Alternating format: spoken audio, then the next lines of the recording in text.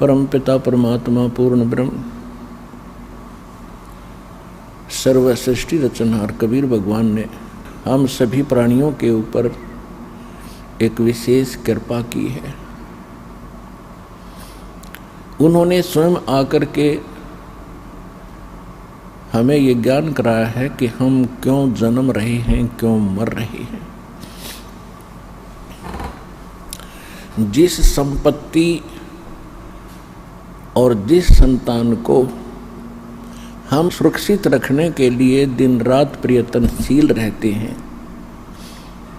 और हमारी आंखों के सामने ये सब नष्ट हो जाता है, ये क्या कहानी है। पुण्यात्माओं, हमें कोई ये ज्ञान देने वाला नहीं था, जिस कारण से हमें इसका कोई विकल्प दिखाई नहीं दिया। हमने ये एक फाइनल मान लिया, जन्म और मृत्यु होगी, बच्चे होंगे, इनकी परवरिश कर दें, इनका विवाह कर दें, इनको रोजगार मिल जाए, इनको संतान हो जाए, फिर हम बेशक मर जाएं, ये और भी तो मर ही रहे। और हम संतान की इच्छा किस लिए करते हैं कि हमारा वंश चले, मेरा नाम चले। तो परमात्मा ने आके बताया है कि जिस वंश की आशा में आप संतानों उत्पत्ति करते हैं या जिनको संतान नहीं होती, वो इतना बेसब्रा हो जाता है किसी भी प्रकार परमात्मा एक संतान दे। वो भगवान भी बाद में मांगता है, पहले भगवान से संतान ही मांगता है। तो परमात्मा हमें याद दिलाते हैं कि कुछ तुम पीछे और कुछ भविष्य में झांको, आप केवल वर्तमान में ही सीमित हो गए हो। यदि हम अपने भूत में झांकते हैं, बैक में देखते हैं, तो क्या बताते हैं परमात्मा ने स्वयं आकर अपनी प्यारी आत्मा गरीबदास जी को ज्ञान दिया है। उन्होंने क्या बताया है, भाई आगे गए ना बावड़े, आगे यानी जो पहले जा चुके हैं, आगे गए ना बावड़े, ये रहते भी सब जाही, बिन साहिब की बंदगी कहीं ठोर ठिकाना नहीं। हमारे दादे परदादे चले गए, उनका कहीं नामो निशान नहीं। अब वो ना जाने किस प्राणी के शरीर में दुख पा रहे होंगे, और वो ये आशा किए बैठे थे मेरा कुल चले।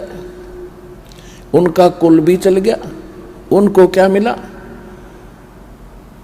और उनसे पहले का कुल कहाँ गया जो सारा मर चुका है, नामो निशान नहीं उनका। तो यहां परमात्मा बताते हैं हमें समझाने के लिए, क्या मांगो कुछ थिर न रहाई, ये देखत नैन चला जग जाई, 1 लख पूत 1.25 लाख नाती, उस रावण के दीवान बाती। आप एक संतान प्राप्त करके यदि बधाई बांट भी लोगे 2 दिन, परमात्मा कहते हैं रावण के तो 1 लाख थे, 1 लाख पुत्र थे, और आज उसके कोई दीपक लगाने वाला शेष नहीं, उसका नामो निशान, कुल भी समाप्त, रावण भी अंत, और राज भी गया। तो हमें परमात्मा ये याद दिलाना चाहते हैं, ये तो आपको याद दिलाए कि पहले यानी पीछे जो कुछ हो चुका है उसकी ये दशा है। वर्तमान में आप देख ही रहे हो, यहाँ कोई प्राणी सुखी नहीं, और सभी की आशा इच्छा होती है मैं करोड़पति बनूं, घना धनी हो जाऊं, बढ़िया कोठी बनाऊं, एक कार ले लूं, जग में मेरी इज्जत हो। क्योंकि हमने इतनी ही पढ़ाई पढ़ रखी अभी तक, तो परमात्मा कहते हैं ये सब कुछ भी हो गया। ऐसे बहुत हैं जिनके पास कोठियाँ हैं, उनके पिछले पुण्य संस्कार से बड़ी बड़ी कारें हैं, उनके पास संपत्ति भी बहुत है, और आप देख भी रहे हैं कि एक पल में ना जाने किसकी मृत्यु हो जाती है। बड़े बड़े सेठ अपने ही हेलीकॉप्टर के अंदर मृत्यु को प्राप्त हो जाते हैं दुर्घटनाग्रस्त हो जाने से। आगे क्या होगा, आगे के लिए परमात्मा सतर्क करते हैं। फिर पीछे तू पशुआ की जय गद्दा बैल बनाई, और ये 56 भोग कहाँ मन बोरे, कहीं कुर्डी चरने जाई। अब ये हमारा अब ना विश्वास हो रहा, क्योंकि सारी सुविधा है और मन में ऐसी चाबी भर रखी इस काल भगवान ने, वो काम करना है, वो करना है, वो रह गया है, ऐसा वो करूँगा चलो। तो ये भी काल की ही प्रेरणा, और काल ने आपको विवश कर रखा है। इतने काम आपके जिम्मे लगा दिए, और वो किस कारण से? एक पेट के लिए, एक निर्वाह के लिए, इस शरीर को सुरक्षित रखने के लिए। मकान बनाना है, कपड़े पहनने हैं, खाना खाना है, ये सारा इस शरीर की सुरक्षा के लिए है कि वो ठीक ठाक बना रहे। और इसका कोई भरोसा नहीं है कब बिजली गिर जाए और किस कारण से अंत हो जाए। तो यहाँ परमात्मा कहते हैं कबीर ये तन जाएगा, सके तो ठहर ला, एक सेवा कर सतगुरु की और गोविंद के गुण गा। के शरीर तो एक दिन तुम्हारा जाएगा, और तेरा संस्कार जितना भी मनुष्य जीवन का उसके आते ही तुरंत नष्ट हो जाएगा, चाहे तेरा कितना काम शेष हो। उस समय नहीं देखा जाएगा कि तेरा लड़का विवाह नहीं हुआ है, लड़की ब्याणी रहेगी, ये नहीं देखेगा। एक भक्त बता रहा था कि मेरे मामा जी का 5-6 लड़कियां थी, और हमारे समाज में लड़कियों को एक अपने ऊपर अपने आप गलत परंपराएं बनाकर हमने अभिशाप मान लिया। उनके दहेज में पता नहीं के खर्चे करने पड़ते हैं, जिस कारण से वो कहता मेरी मामी बात नौतन गई थी, 3 लड़कियों का विवाह इकट्ठा रख रखा था। जिसके घनी बेटियां हों तो इन्होंने सोचा एक के बार में सारा खर्चा हो जाए, ठीक ठाक निपट जाए।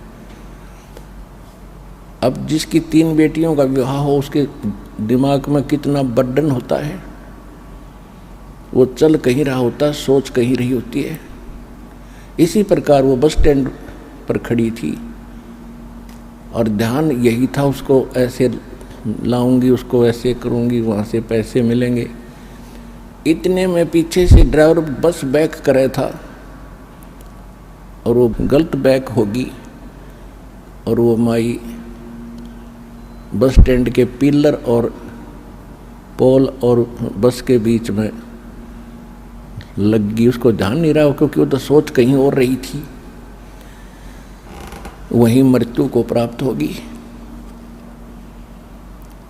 तो परमात्मा कहते हैं ये शरीर तेरा जब समय आएगा, एक सांस तुझे नहीं मिलेगा। फिर इसके बाद बताते हैं कि इसका एक विकल्प बताया है परमात्मा ने,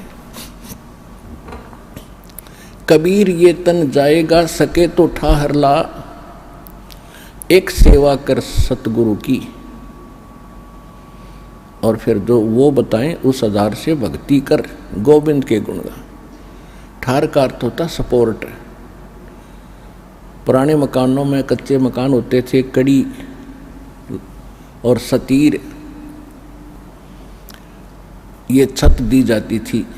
अभी गांव में तो ऐसा ही है। तो कभी कभार कई बार कोई सतीर या कड़ी टूटने को हो जाती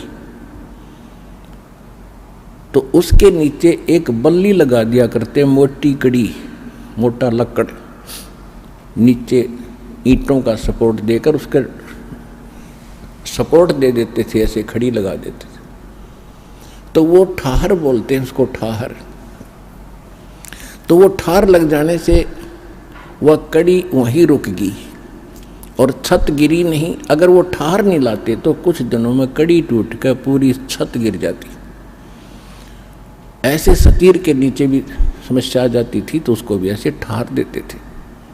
तो परमात्मा कहते हैं ये मनुष्य जीवन तो आपका जो समय आएगा समाप्त होगा और आपका सारा कार्य दरा दराया रह जाएगा।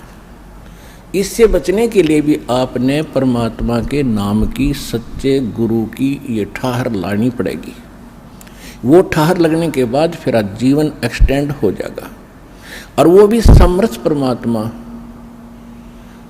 कबीर भगवान की शरण में आने से वो ठाहर लगेगी। और कोई न ब्रह्मा जी, न विष्णु जी, न शिव जी, न ब्रह्म, न परब्रह्म ये आपके जीवन को एक्सटेंड नहीं कर सकते।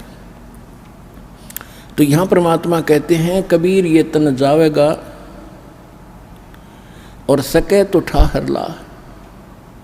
फिर वो ठाहर बताई है, कौन सी ठाहर लाई?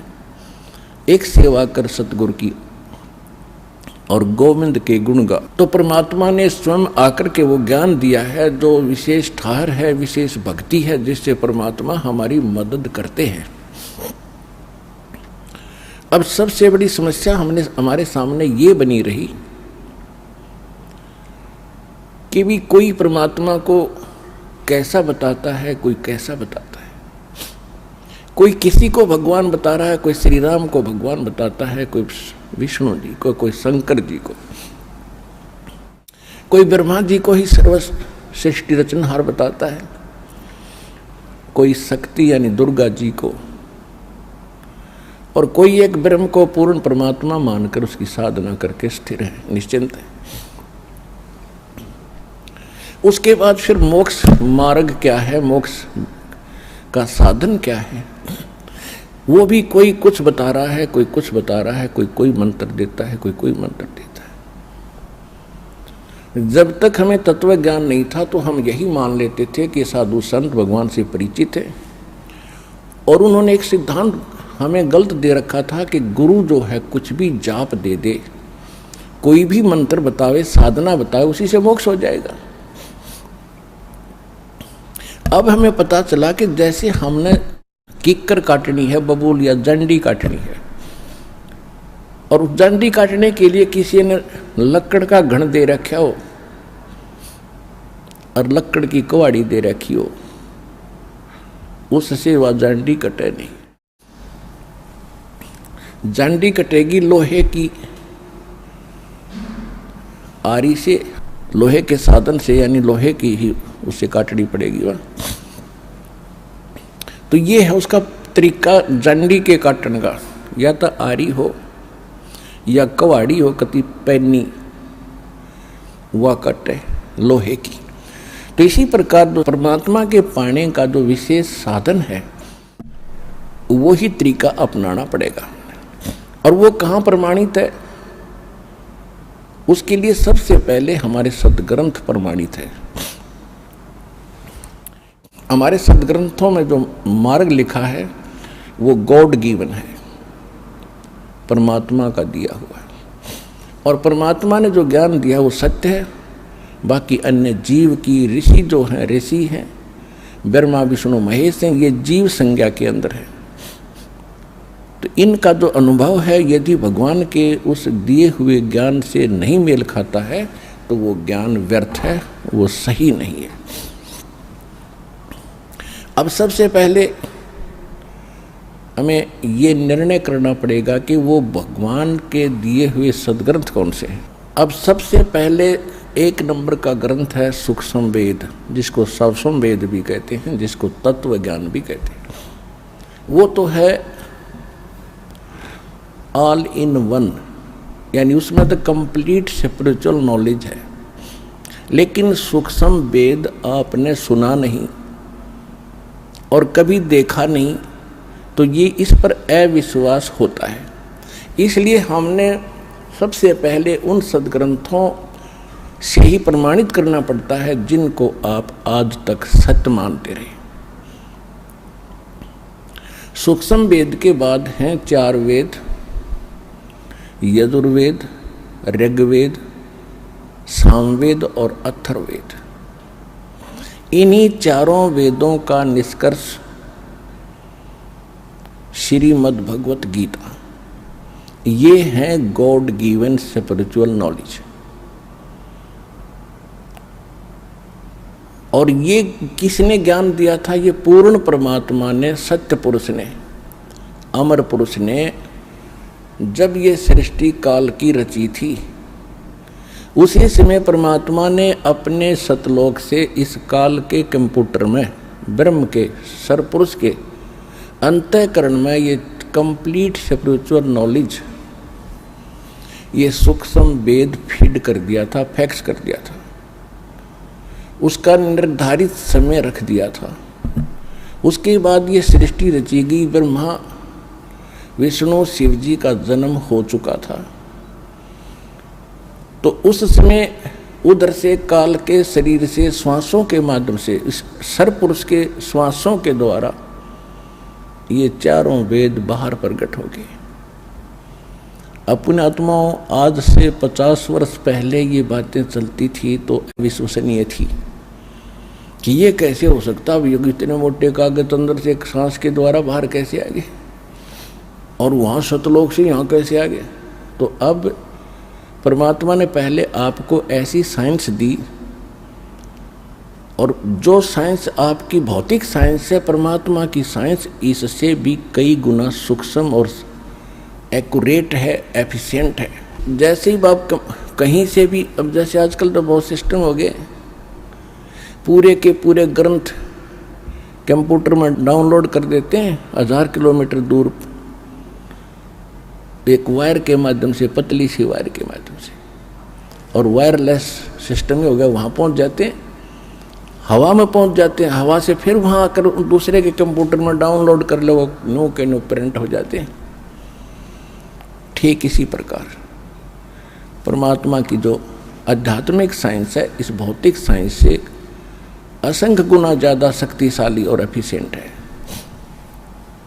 तो वो चारों, ये कंप्लीट स्पिरिचुअल नॉलेज बाहर आकर के और बहुत सुंदर पेपर के ऊपर प्रिंट हो गया।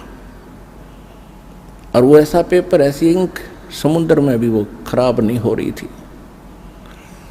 जब उसने निकाल कर देखा उन कंप्लीट स्पिरिचुअल नॉलेज को, उसके अंदर काल ने देखा कि इसमें तो सारी पोल खोल रखी है मेरी, और पूर्ण परमात्मा की जानकारी दे रखी है। यदि इन प्राणियों को उस परमेश्वर का ज्ञान हो गया, ये सभी भाग जाएंगे। इसने हमारे को मूर्ख बना के, अज्ञानी बना के और विवश करके हमारे को रोक रखा है अपने खाने के लिए। पुण्यात्माओं, आपको अध्यात्म मार्ग का कैक है भी पता नहीं पूरे विश्व को। या तो परमात्मा को मालूम है, या उसके बाद उनसे परिचित उन महापुरुषों को ज्ञान था, उन्होंने अपनी अमृतवाणी में लिखा भी, लेकिन उनकी भी हमने बात मानी नहीं। लेकिन वो अपना अनुभव लिखवा गए, एफिडेविट दे के चले गए कि जो परमात्मा 600 वर्ष पहले आकर ज्ञान दिया करते थे वो सत्य है। उन्होंने भगवान को आँखों से देखा था, उनसे ज्ञान प्राप्त हुआ, वही ज्ञान उन्होंने अपनी अमृतवाणी में लिखा। इसलिए आपको ये यकीन नहीं हो रहा कि खाता कैसे है। अब जैसे आप सारे जीवन में जो भी खट्टा मीठा और जो भी ये शराब, तम्बाकू, भुक्की, सिगरेट पीते हो, इनका एक अलग से अंश, अंतःकरण, सूक्ष्म शरीर है अंदर हमारे एक, जो जिसके ऊपर ये ऊपर कवर है स्थूल शरीर, इसके नीचे सूक्ष्म शरीर है। उस सूक्ष्म शरीर के अंदर ये लिप्त हो जाती है वासना, और ये शरीर मृत्यु के उपरांत यहीं रह जाता है। ये जीव उस सूक्ष्म शरीर युक्त ऐसे स्थान पर जाता है जहाँ इसने एक व्यवस्था कर रखी है, जिसको तपत शिला बोलते हैं। वहाँ जाकर गिरता है और उसको, उसके अंदर से वो वासना गंध निकालने के लिए ऐसा सिस्टम बना रखा है कि वो बहुत हीट है उस तपतशिला के अंदर, और ये प्राणी वहाँ पर ऐसे चटक मटक करता जैसे खील भूनते हैं, और इसके अंदर से वो गंध निकलता रहता है, पटक पटक होकर ये बेहोश हो जाता है। और जिसके अंदर ज़्यादा वासनाएं होती हैं, ज़्यादा जिसने शराब पी रखी, तंबाकू पी रखा हो या और बकवाद कर रखी है, तो वो ज़्यादा समय तक तपतशिला पर दुख पाते हैं, उनमें ज़्यादा मटेरियल होता है काल का। उसके बाद फिर वहाँ से उनको फेंक दिया जाता है अपने कर्मानुसार। वो कहीं जाओ, कोई गधा बनो, कुत्ता बनो, सुअर बनो, चाहे राजा बनो, चाहे देवता बनो, वो बाद की बातें हैं। अब जैसे बादाम ऊपर से खाने का नहीं है, उसके अंदर गिरी है। जिसने कभी सिस्टम देखा ना हो तो कोई कहे ये बादाम है, बहुत अच्छा है, तो अनजान व्यक्ति ये सोचेगा तो दांत भी ना गटते, इसने खावा कैसे। उसके फोड़ने के बाद पता चलता उसके अंदर खाने की वस्तु कोई और है। ठीक इसी प्रकार इस काल ने आप जी को यहाँ धोखा देकर रुका हुआ है। जैसे कसाई बकरे पालता है, परमात्मा ने आकर अपनी प्यारी आत्मा धर्मदास जी को बताया, और वही ज्ञान अन्य महापुरुषों को दिया और गरीबदास जी को बताया कि जैसे कसाई बकरे पालता है, उनके लिए सब सुविधा देता है, उनके लिए एक चरागाह बनाता है, शेड डालता है, झोंपड़ी, चारों तरफ हिंसक प्राणियों से, पशुओं से बचाने के लिए बाड़ करता है, अंदर ही तालाब बनाता है और 2-3 पाली रख देता है उनको संभालने के लिए। तो वो भोले प्राणी, भोले बकरे बकरियां नरमादा छोड़ देता है, वो बच्चे पैदा करते हैं, उनमें कितनी ममता जितनी आप और हम की अपने परिवार के अंदर है। और उनमें आपस में भी कोई बकरा बकरी किसी के बच्चे को कोई सिर मार देता है तो फिर उसके साथ लड़ने मरने को तैयार हो जाते हैं। यानी उस बच्चे के माता पिता कि तुमने मेरे बच्चे को क्यों मारा। तो वही वृत्ति जो हमारे अंदर है, वही पशु बने हैं, उनमें जोंकी तो वही है। आपस में हम लड़ते रहते हैं और हम सभी आहार काल के हैं। तो दूसरे में वो बकरे सोचते हैं कि ये हमारा मालिक कितना रहम है, इसके अंदर कितना दयालु है और कितना मेहरबान है, हमारे लिए कितनी सुविधा दे रखी है। और उस समय वो भूल जाते हैं जब उनको वो शाम को कान पकड़ पकड़ कर ले जाता है। उस समय वो नहीं देखता किसका बेटा है, कौन किसकी बेटी है, कौन किसकी मार, कौन किसका बाप है। एक तरफ से मोटे मोटे छांट के और कड़च करवा देता है। पुण्यात्माओं, कुछ दिन में आपका यह बात कति हृदय में जम जाएगी कि हमारा यहाँ उद्देश्य क्या है जीने का। हम किस लिए पैर पीट रहे हैं, एक सेकंड का कोई विश्वास नहीं कब बिजली गिर जाए। और फिर हम छोटी छोटी बातों पर एक दूसरे के साथ झगड़ा करते हैं। हम पहले ही दुखी है, जब हमें ज्ञान होगा कि हम सारे दुखी यहाँ पर, और फिर दुखी को दुखी हम करें। हम कितने नीच हैं, कितने निकम्मे आदमी हैं। हम स्वयं एक काल के जाल में, कसाई के बाड़े में हैं, और फिर भी हम एक दूसरे साथ लड़ रहे हैं। हमें तो अपनी जीवन की रक्षा की भीख मांगनी चाहिए परम पिता समर्थ से। हे भगवान, किसी प्रकार इस कसाई के बाड़े तक निकाल दो, इस कसाई के घेरे तक हमें छुड़वाओ दाता। परमात्मा ने अब समय धर दिया था कसाई के बाड़े को तोड़ने का। अब ये समय है, कसाई का बाड़ा तोड़ दिया और जिस पर निकला जाओ निकल जाओ।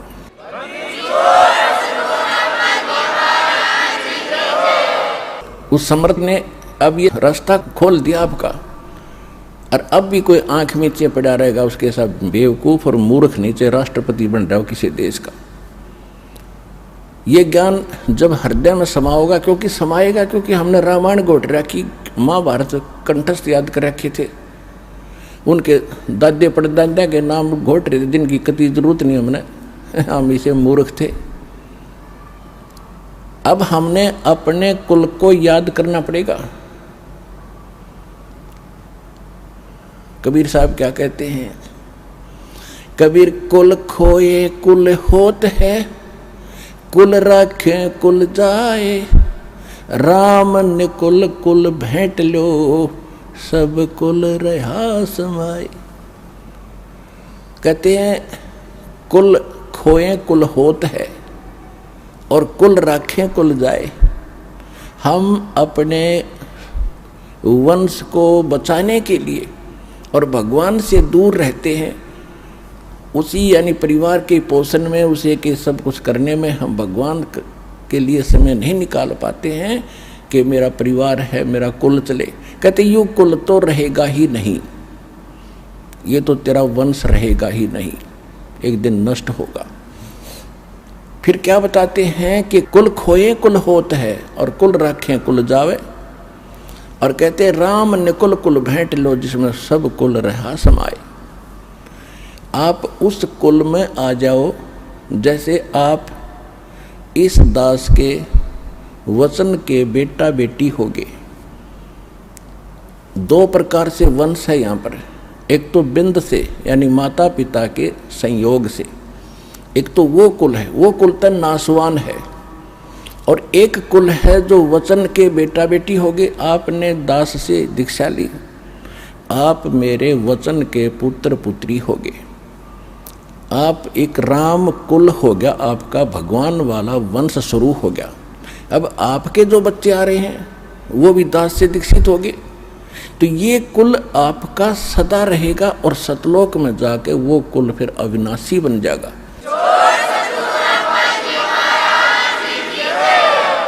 तो यहाँ परमात्मा कहते हैं कुल खोए कुल होत है, यानी उस कुल को भूलांगे और भगवान की तरफ हम समर्पित होंगे, और कुल रखे कुल जाए,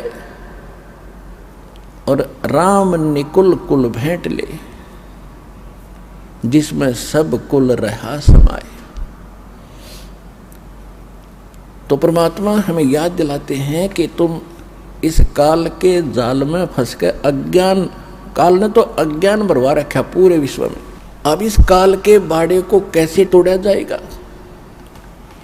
अभी तो इस बाड़े से को तोड़ा है, लेकिन और भी शेष जितना स्थान है, जैसे पृथ्वी पर तोड़ दिया तो स्वर्ग इसी का है। आपने पुण्य अच्छे कर रखे स्वर्ग में, वो भी एक इसी कसाई का ही बाड़ा है, वो भी एक जेल है। मूर्ख बनाकर वहाँ रखता है।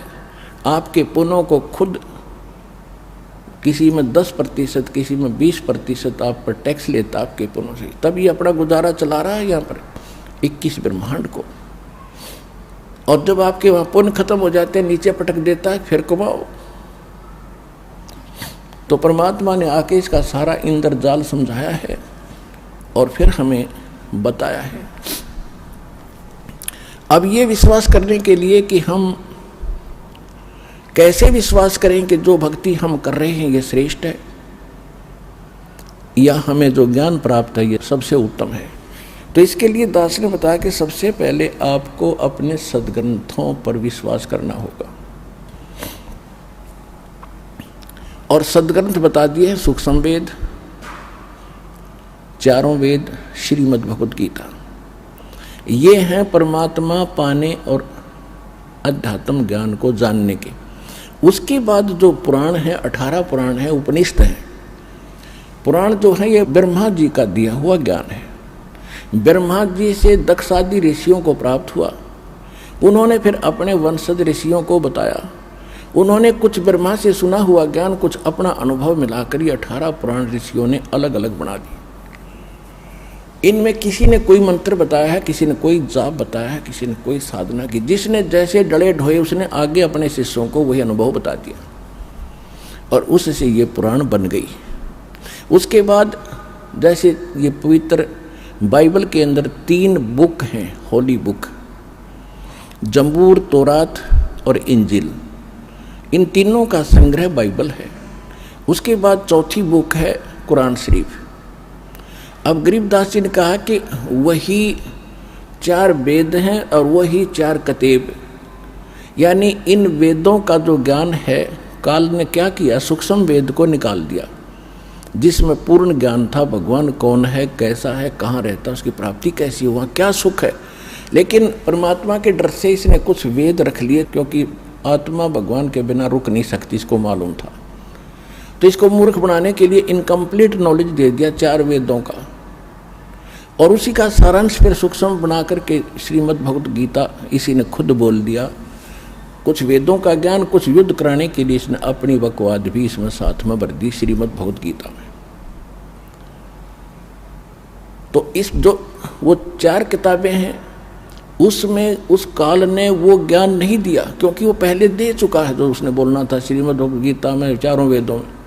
उसके बाद उसने अक्षेत्र वाइज जैसा भी उनको सेटिंग करनी थी उसी तरह की ज्ञान दे दिया कि ये पड़े रहें और यहाँ दो कुछ भी खाओ पियो कुछ भी करो, अपने कर्म फोड़ो।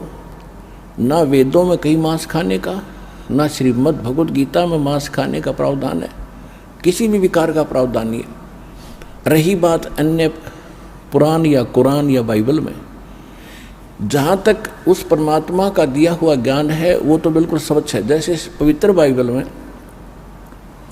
और प्रथम बुक है तौरात। बाइबल में उत्पत्ति ग्रंथ में सबसे पहले लिखा है कि परमात्मा जो पूर्ण है उसने 6 दिन में सृष्टि रची, और उसने मनुष्यों के लिए, पशु पक्षियों के लिए, जितने भी प्राणी हैं उनके लिए खाने का विधान बता दिया कि मनुष्यों के लिए तो फलदार और बीजदार पौधे, और पशु पक्षी और जलचरों के लिए घास फूस खाओ, नथिंग एल्स। तो वो परमात्मा तो 7 दिन में सृष्टि रच के, पृथ्वी आदि बना के और जीवों की उत्पत्ति करके वो तो 7वें दिन तख्त पर जा बैठे। उसके बाद इस काल भगवान ने बागडोर संभाल ली। इसने अपने 3 पुत्रों ब्रह्मा विष्णु महेश के द्वारा यही प्रेत या प्रेत की तरह प्रवेश करके स्वयं भी उनमें बोलने लग गया। तो पवित्र बाइबल में या आगे पवित्र बाइबल में उससे आगे कहीं पर भी कोई मांस खाने का प्रावधान है या कुरान शरीफ में मांस खाने का प्रावधान है तो वो अल्लाह अकबर का नहीं है, वो पूर्ण परमात्मा का नहीं है, वो तो काल के इन फरिश्तों का है। तो वो हमने माने नहीं है। तो इसी प्रकार जो मूल ग्रंथ हैं परमात्मा पाने के, वो 4 वेद और श्रीमद् भगवत गीता, और नहीं है। या तो परमात्मा वाला सूक्ष्म वेद तो वो तो अलग ही है, लेकिन जो आप जिस पर विश्वास अधिक करते हो उनमें से ये है मार्ग, ये है वो ग्रंथ। और इनमें कौन से मंत्र हैं परमात्मा पाने के? ओनली ओम मंत्र है 4 वेदों में और श्रीमद् भगवत गीता। उसके साथ साथ उन्होंने एक ऑप्शन भी छोड़ा है गीता ज्ञानदाता ने कि कंप्लीट स्पिरिचुअल नॉलेज परमात्मा स्वयं आकर बोलता है अपने मुख कमल से। श्रीमद् भगवत गीता अध्याय नंबर 4 के श्लोक नंबर 32 में। इसमें यहाँ इन अज्ञानी अनुवादकर्ताओं ने, गीता अनुवादकर्ताओं ने अज्ञान भर दिया, जहाँ इनकी बुद्धि स्लप करके काम नहीं करा, क्योंकि ज्ञान तो इनको था ही नहीं। उसमें लिख रहा एक ब्रह्मणे मुखे शब्द है, ब्रह्मणे मुखे, 4थे अध्याय के 32वें श्लोक में। इन्होंने यहाँ अनर्थ कर दिया, ब्रह्मणे मुखे का अर्थ कर दिया वेद की वाणी, ब्रह्म का अर्थ वेद कर दिया ब्रह्मणे का। एक मोटे से दिमाग की बात है, जैसे संविधान और राजा 2 हैं, ब्रह्म है राजा भगवान और वेद है उसका विधान। इसी प्रकार राजा और उसका विधान, जहाँ संविधान की महिमा हो, जहाँ राजा की महिमा हो, राजा का अर्थ कोई संविधान करता है तो महामूर्ख व्यक्ति है। तो ब्रह्मण्य का अर्थ है पूर्ण परमात्मा सच्चिदानंद घन ब्रह्म। इन्हीं अनुवादकर्ताओं ने 17वें अध्याय के 23वें श्लोक में गीता जी में लिखा है, वहाँ ब्रह्मण्य, वहाँ भी ब्रह्मण्य शब्द है। ओम तत् सत इति निर्देश ब्रह्मण्य त्रिविध समर्थ है। ब्रह्मण्य वहाँ इन्होंने ठीक अनुवाद किया, सच्चिदानंद घन ब्रह्म यानी परम अक्षर ब्रह्म परमात्मा को पाने का इस 3 मंत्र के जाप का निर्देश है। निर्देश माने नथिंग एल्स, इसके अतिरिक्त कोई मंत्र नहीं उस परमात्मा के पाने का। ओम तो ब्रह्म का। श्रीमद् भगवत गीता अध्याय नंबर 15 के श्लोक नंबर 16-17 में 3 पुरुष हैं। पुरुष माने प्रभु, ब्रह्म, एक सरपुरुष उसको सरब्रह्म कहो, 21 ब्रह्मांड का स्वामी है, और दूसरा अक्षर पुरुष, अक्षर ब्रह्म कहो उसको, वो 7 संग ब्रह्मांड का स्वामी है। और इन दोनों के लोकों में जितने इनके अंतर्गत प्राणी हैं, और ये स्वयं भी नाशवान है, लेकिन जीवात्मा किसी की नहीं मरती हो, तो विषय अलग है। 15वें अध्याय के 17वें श्लोक में तुरंत कहा है कि उत्तम पुरुष है तू अन्य परमात्मा इति उदारते। पुण्यात्माओं, ये है सूक्ष्म वेद और ये है गीता का ज्ञान। इसमें कितना गजब कोड वर्ड लिखे हैं कि उत्तम पुरुष है तू अन्य। श्रेष्ठ परमात्मा यानी पुरुषोत्तम, जो सही भगवान है, श्रेष्ठ प्रभु है, वो तो कोई इन दोनों से सरपुरुष और अक्षर पुरुष से अन्य है, और उसी को परमात्मा कहते हैं। ओए होए, देखो अब कसाई ने कोई नेक आदमी कहता है तो कहते रहो, आदमी तो नेक होगा लेकिन कर्म तो ठीक हो ना उसके।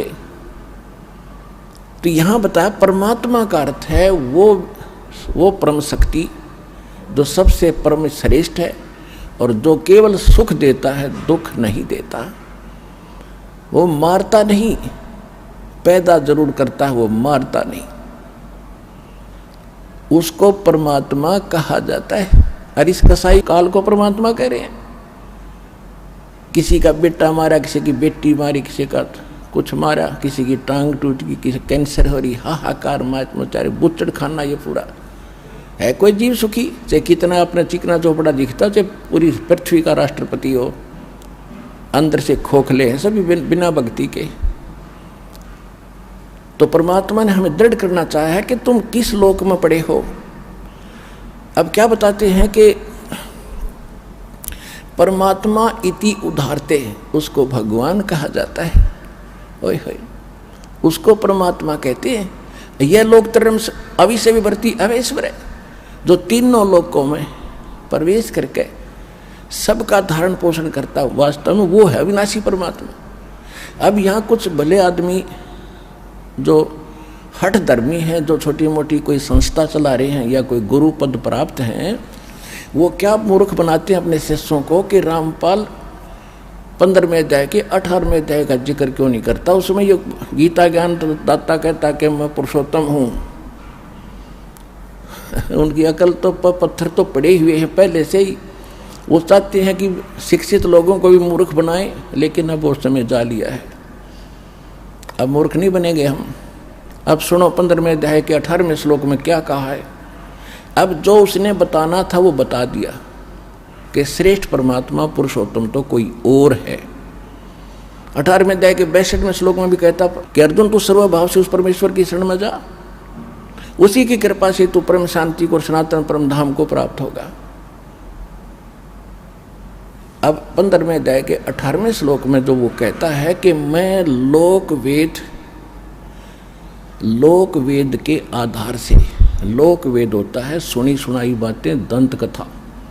जैसे हम लोक वेद सुन रखे थे कि ब्रह्मा विष्णु महेश का कोई माता पिता नहीं,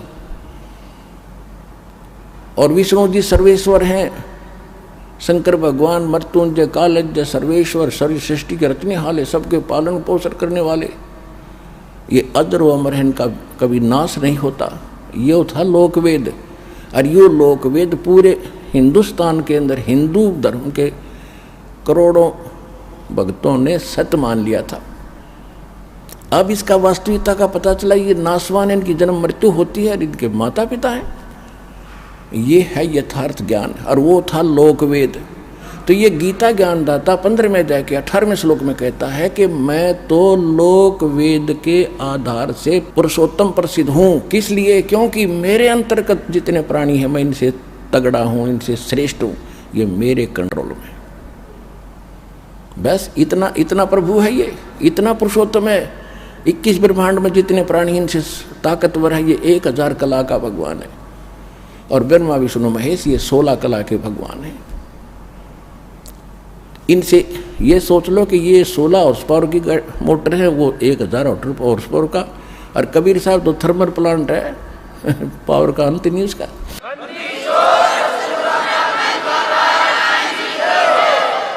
तो अब ये आते हैं गीता अध्याय नंबर 17 के श्लोक 23 में जो कहा है, ओम तत्सत इति निर्देश ब्रह्मण तिर्वेद समर्थ है। यहाँ इन्होंने ब्रह्मण का अर्थ सही कर दिया, सच्चिदानंद घन ब्रह्म, यानी उस परम अक्षर ब्रह्म को पाने का केवल ओम तत्सत यही एक 3 मंत्र का प्रावधान है, निर्देश है और कोई नहीं। ओम तो ब्रह्म का, वेदों में केवल ओम नाम है। गीता अध्याय नंबर 8 के श्लोक नंबर 13 में गीता ज्ञानदाता कहता है ओम इति एकाक्षरम ब्रह्म व्यवहारण माम अनुसमरण यह प्रयाति तदन देहम स याति परमाम गति। मुझ ब्रह्म का केवल एक ओम मंत्र है, नथिंग एल्स, इति बस यही। और अंतिम सांस तक जो इसका सिमरण करता हुआ शरीर छोड़कर जाता है वो ओम से मिलने वाली परम गति को प्राप्त होता है। ओम से मिलने वाली परम गति कौन सी है? क्योंकि ब्रह्म का जाप है तो ब्रह्म लोक प्राप्त होता है। गीता अध्याय नंबर 8 के श्लोक नंबर 16 में यह भी स्पष्ट कर दिया है कि ब्रह्मलोक में गए हुए प्राणी भी पुनरावृत्ति में हैं, उनकी जन्म मृत्यु कभी समाप्त नहीं होती। और ये गीता ज्ञानदाता स्वयं भी कहता है दूसरे अध्याय के 12वें श्लोक में और चौथे अध्याय के 5 और 9 श्लोक में और 10वें अध्याय के 2 श्लोक में कि अर्जुन तेरे और मेरे बहुत जन्म हो चुके हैं, तू नहीं जानता मैं जानता हूँ। मेरी उत्पत्ति को ये देवता भी नहीं जानते क्योंकि ब्रह्मा विष्णु महेश भी इसी से जन्मे हैं। तो पिता की डेट ऑफ बर्थ बच्चे नहीं जानते, दादा बताया करें। तो दादाजी ने आकर बता दिया कबीर भगवान ने कि ब्रह्मा विष्णु महेश के माता पिता ये ज्योत स्वरूपी निरंजन और दुर्गा है। इनका कैसे जन्म हुआ, कब हुआ, उन्होंने सारी डेट बता रखी, वो स्थान बता रखे।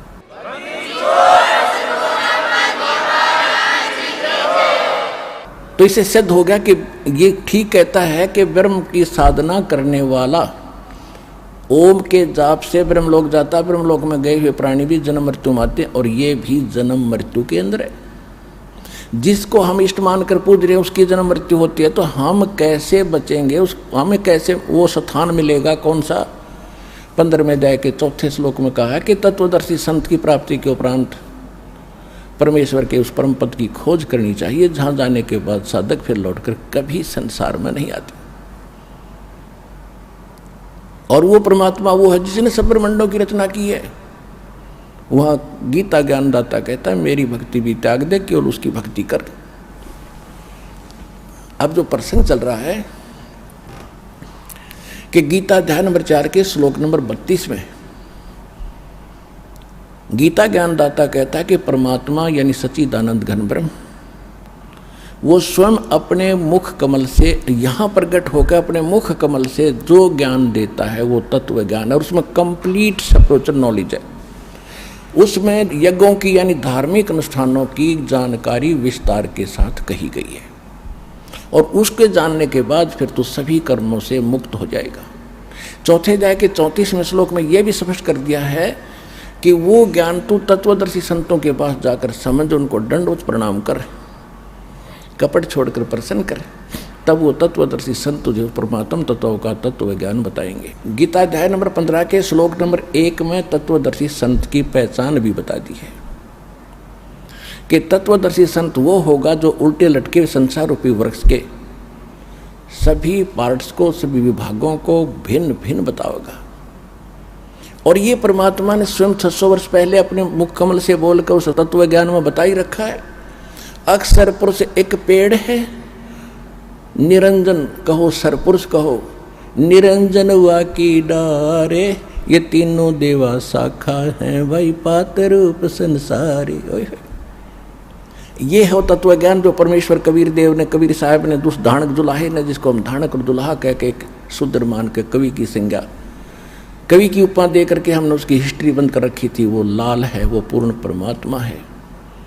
आज हम उसको पहचानने योग्य हो गए।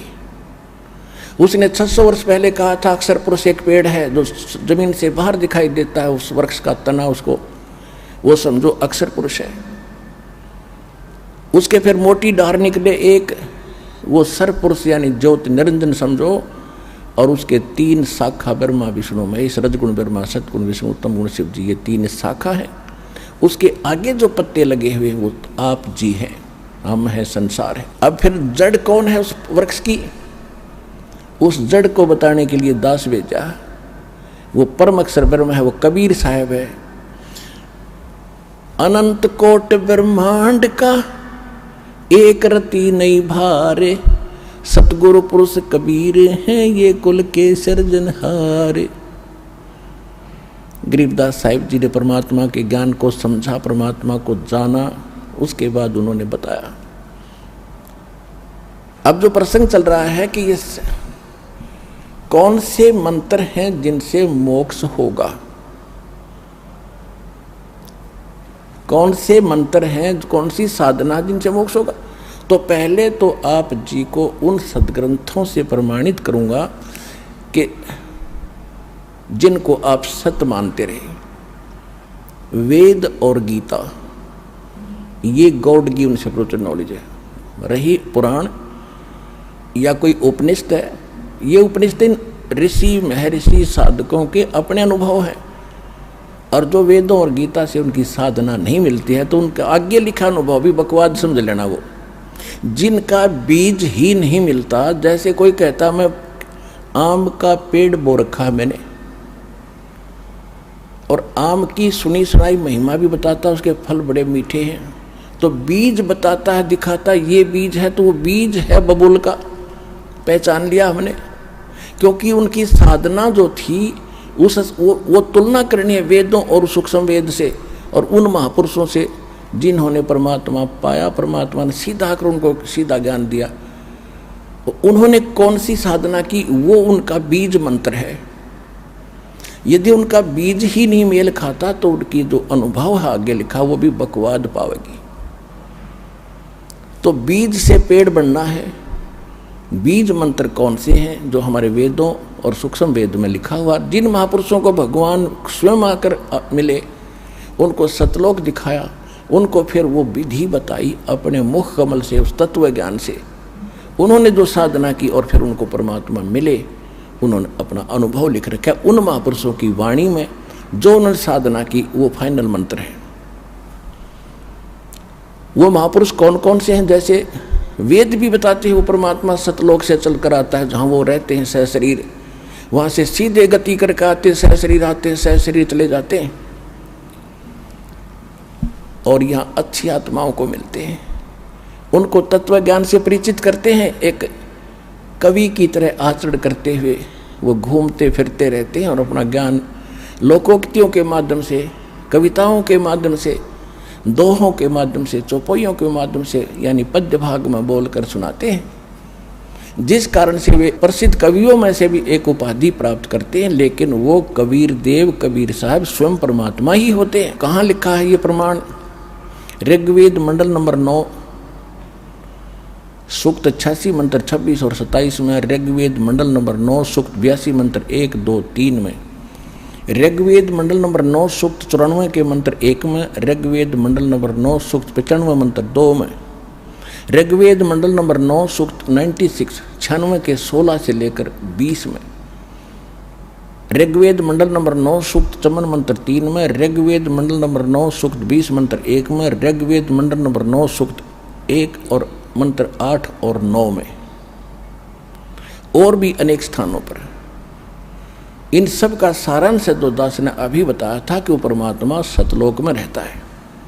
वहाँ मानव सदृश शरीर है, राजा के समान उसको देखें तो राजा के समान उनकी छवि है, सिर पे मुकुट है, ऊपर छत्र है, सिंहासन पर विराजमान है। और वो परमात्मा अपने वहाँ उनका शरीर का जो नूर है, तेज है, बहुत ज़्यादा है। एक रोम यानी बाल में करोड़ सूर्य मिला दे, करोड़ चंद्रमा, तो भी फीके पड़े। अगर वो परमात्मा एज इट इज यहाँ आ जाए तो हमारी उल्लू की तरह ये चरम दृष्टि बंद हो जाएगी, जैसे उल्लू सूर्य नहीं देख सकता। इसलिए परमात्मा अपने शरीर को, अपनी बॉडी के प्रकाश को हल्का करके तब हमें यहाँ आकर मिलते हैं, अच्छी आत्माओं को मिलते हैं, उनको ज्ञान से परिचित कराते हैं। और वो परमात्मा ऊपर भूलोक के तीसरे पृष्ठ यानी तीसरे स्थान पर विराजमान है। सतलोक के 3 पोर्शन हैं। जैसे दिल्ली के अंदर एक तो ग्रामीण दिल्ली बाहर क्षेत्र है, फिर बाजार बजूर आ गया और बीच में फिर अपनी राजधानी है। ऐसे ही वह परमात्मा को ऐसे सतलोक में 3 पोर्शन है। तो इस जो परमात्मा लीला करते हैं इस तरह वो किस किस को मिले हैं?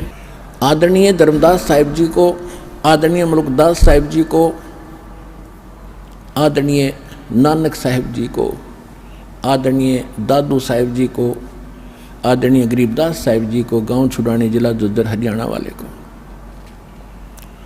आदरणीय गीसा दास साहिब जी को, गांव खेखड़ा जिला बागपत उत्तर प्रदेश वाले को, और आदरणीय रामानंद जी बनारस वाले को। तो उन महापुरुषों ने भी परमात्मा के कौन से मंत्र जाप किए, कौन सी साधना उन्होंने की जिससे उनका मोक्ष हुआ? हम मानते हैं इन महापुरुषों का मोक्ष हुआ। और जितना भी राधा स्वामी पंथ, उसी से निकली प्रांत जय गुरुदेव, दंदन सतगुरु, सच्चा सौदा, सिरसा और जगमाल वाली और दनौद भिवानी में और आगरा में, ब्यास में, और ठाकुर जी ने एक नया अलग से बीज बो दिए।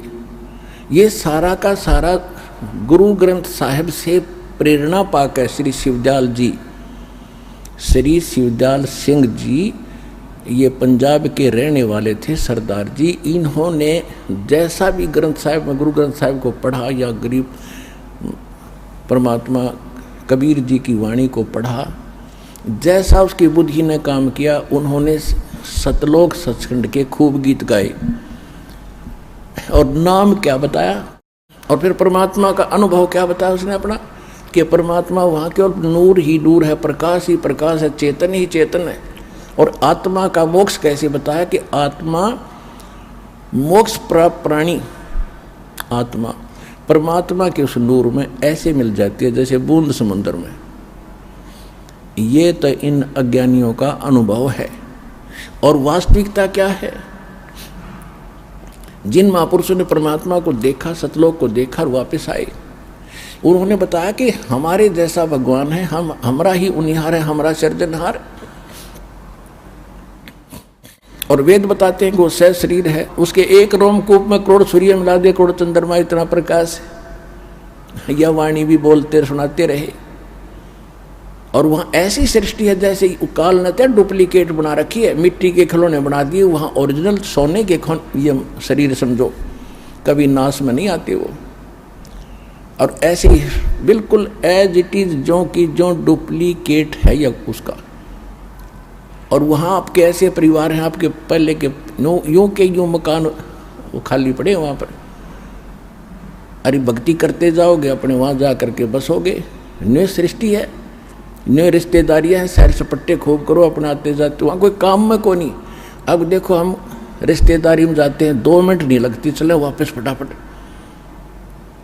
हम पहले पुराने समय में हम देखारते जाते थे, एक हफ्ता डटका करते रिश्तेदारियों में, क्योंकि पहले अब माया की आग नहीं थी इतनी, और कितना प्यार होता था, किस तरह रहते थे वो दास ने, क्योंकि दोनों ज़माने देख लिए, इसलिए खूब पता है उसका। और वर्तमान में जो आपस में कितना प्रेम रह गया रिश्तेदारों का। ब्याह होकर लड़की घर पर अच्छा जाती है, पहले तलाक की तैयारी हो जाती है, ये रिश्तेदारी रहेगी, कति नैतिकता गिर गई आपस में, ना बड़े छोटे का लाज रहा। पहले शर्माया करते, जैसे हम जाते थे घर वाले पहले शिक्षा देते थे, बेटा किसी तो गलत ना बोलियो, अपनी मौसी जी को, मौसा जी को प्यार से बोलियो, प्रणाम करियो, वो कुछ भी कहें उलाने दे सुन लीजियो। और अब क्या कहें, पता नहीं क्या कह दें बच्चे अपनी, यानी बहन की सास को या ससुर को ऐसा बेहुद्दे शब्द बोल देते। तो कहने का भाव ये है कि रिश्तेदारी बिना ढंग की रही अब हमारी। तो वहाँ जाने के बाद बहुत सुख है, एज इट इज है। वहाँ कभी मृत्यु नहीं, वृद्धावस्था नहीं, ये 5 तत्व नाड़ियों का जोड़ जुगाड़ का शरीर नहीं है वहाँ पर। वहाँ कोई मलमूत्र नहीं, जितना भी खाओ शरीर के अंदर कंज्यूम हो जाता है, ऐसी बॉडी दी परमात्मा। ना थूक है, ना कुछ और है, ना कुछ, ऐसा सुंदर शरीर। तो इसलिए तो उसकी तरफ है लोगों ने, राजाओं ने राज भी त्याग दिया उस सुख स्थान को पाने के लिए। लेकिन रास्ता ना मिलने से भटको इस संसार में, कितने धक्के खा लो, कितने परित्याग कर लो, व्हाट इज यूज। तो अब परमात्मा ने वह दया करी है आपके ऊपर, वो समय भी दिया है, आपको शिक्षा भी दी है, आपको ज्ञान भी श्रेष्ठ दे दिया। तो हम उसी प्रसंग पर लाते हैं कि जैसे इन महापुरुषों को परमात्मा मिले तो इनमें से एक आदरणीय गरीबदास साहिब जी की थोड़ी सी कहानी सुनाऊंगा, जिससे एक तो आपको ये विश्वास होगा कि जब परमात्मा से मिलकर आया है जो प्राणी, और फिर उसने ये ज्ञान लिखा है। हम 3 दिन लगातार पाठी इस ग्रंथ को पढ़ते हैं गरीबदास साहिब जी को, जो भगवान ने ज्ञान दिया कबीर साहब ने।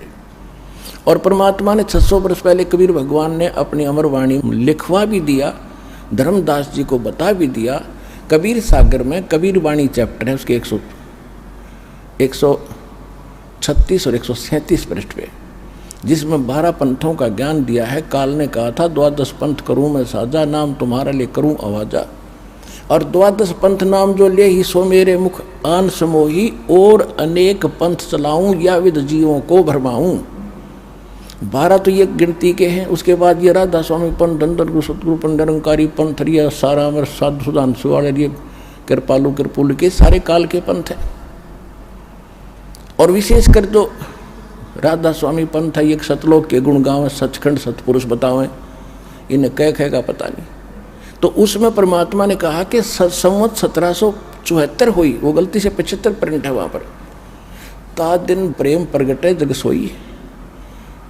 संवत 1774 में मेरी प्यारी आत्मा का जन्म होगा, गरीबदास जी का। वो बर्म पंथ का प्रवर्तक होगा और मेरी वाणी का प्राकट्य होगा, मेरी वाणी को वो प्रकट होगा। बर्म पंथ प्रगट हो वाणी, शब्द हमारे का निर्णय ठानी। असंग जन्म ये ठोर नहीं पावे, ये 12 पंथ हम ही को था। यानी गरीबदास जी के द्वारा जो ज्ञान मालिक ने बुलवाया है, लगभग सन 1727 में परमात्मा मिले थे गरीबदास जी को, जब 10 वर्ष के थे गरीबदास जी। और 3 वर्ष के बाद सन 1730 में गोपाल दास, जब गरीबदास जी 13 वर्ष के हो गए, गोपाल दास नाम के संत जो दादू पंथी थे, उन्होंने लिखा था और गरीबदास जी ने बोला था अपना अनुभव जो भगवान ने उनको वाणी दी थी।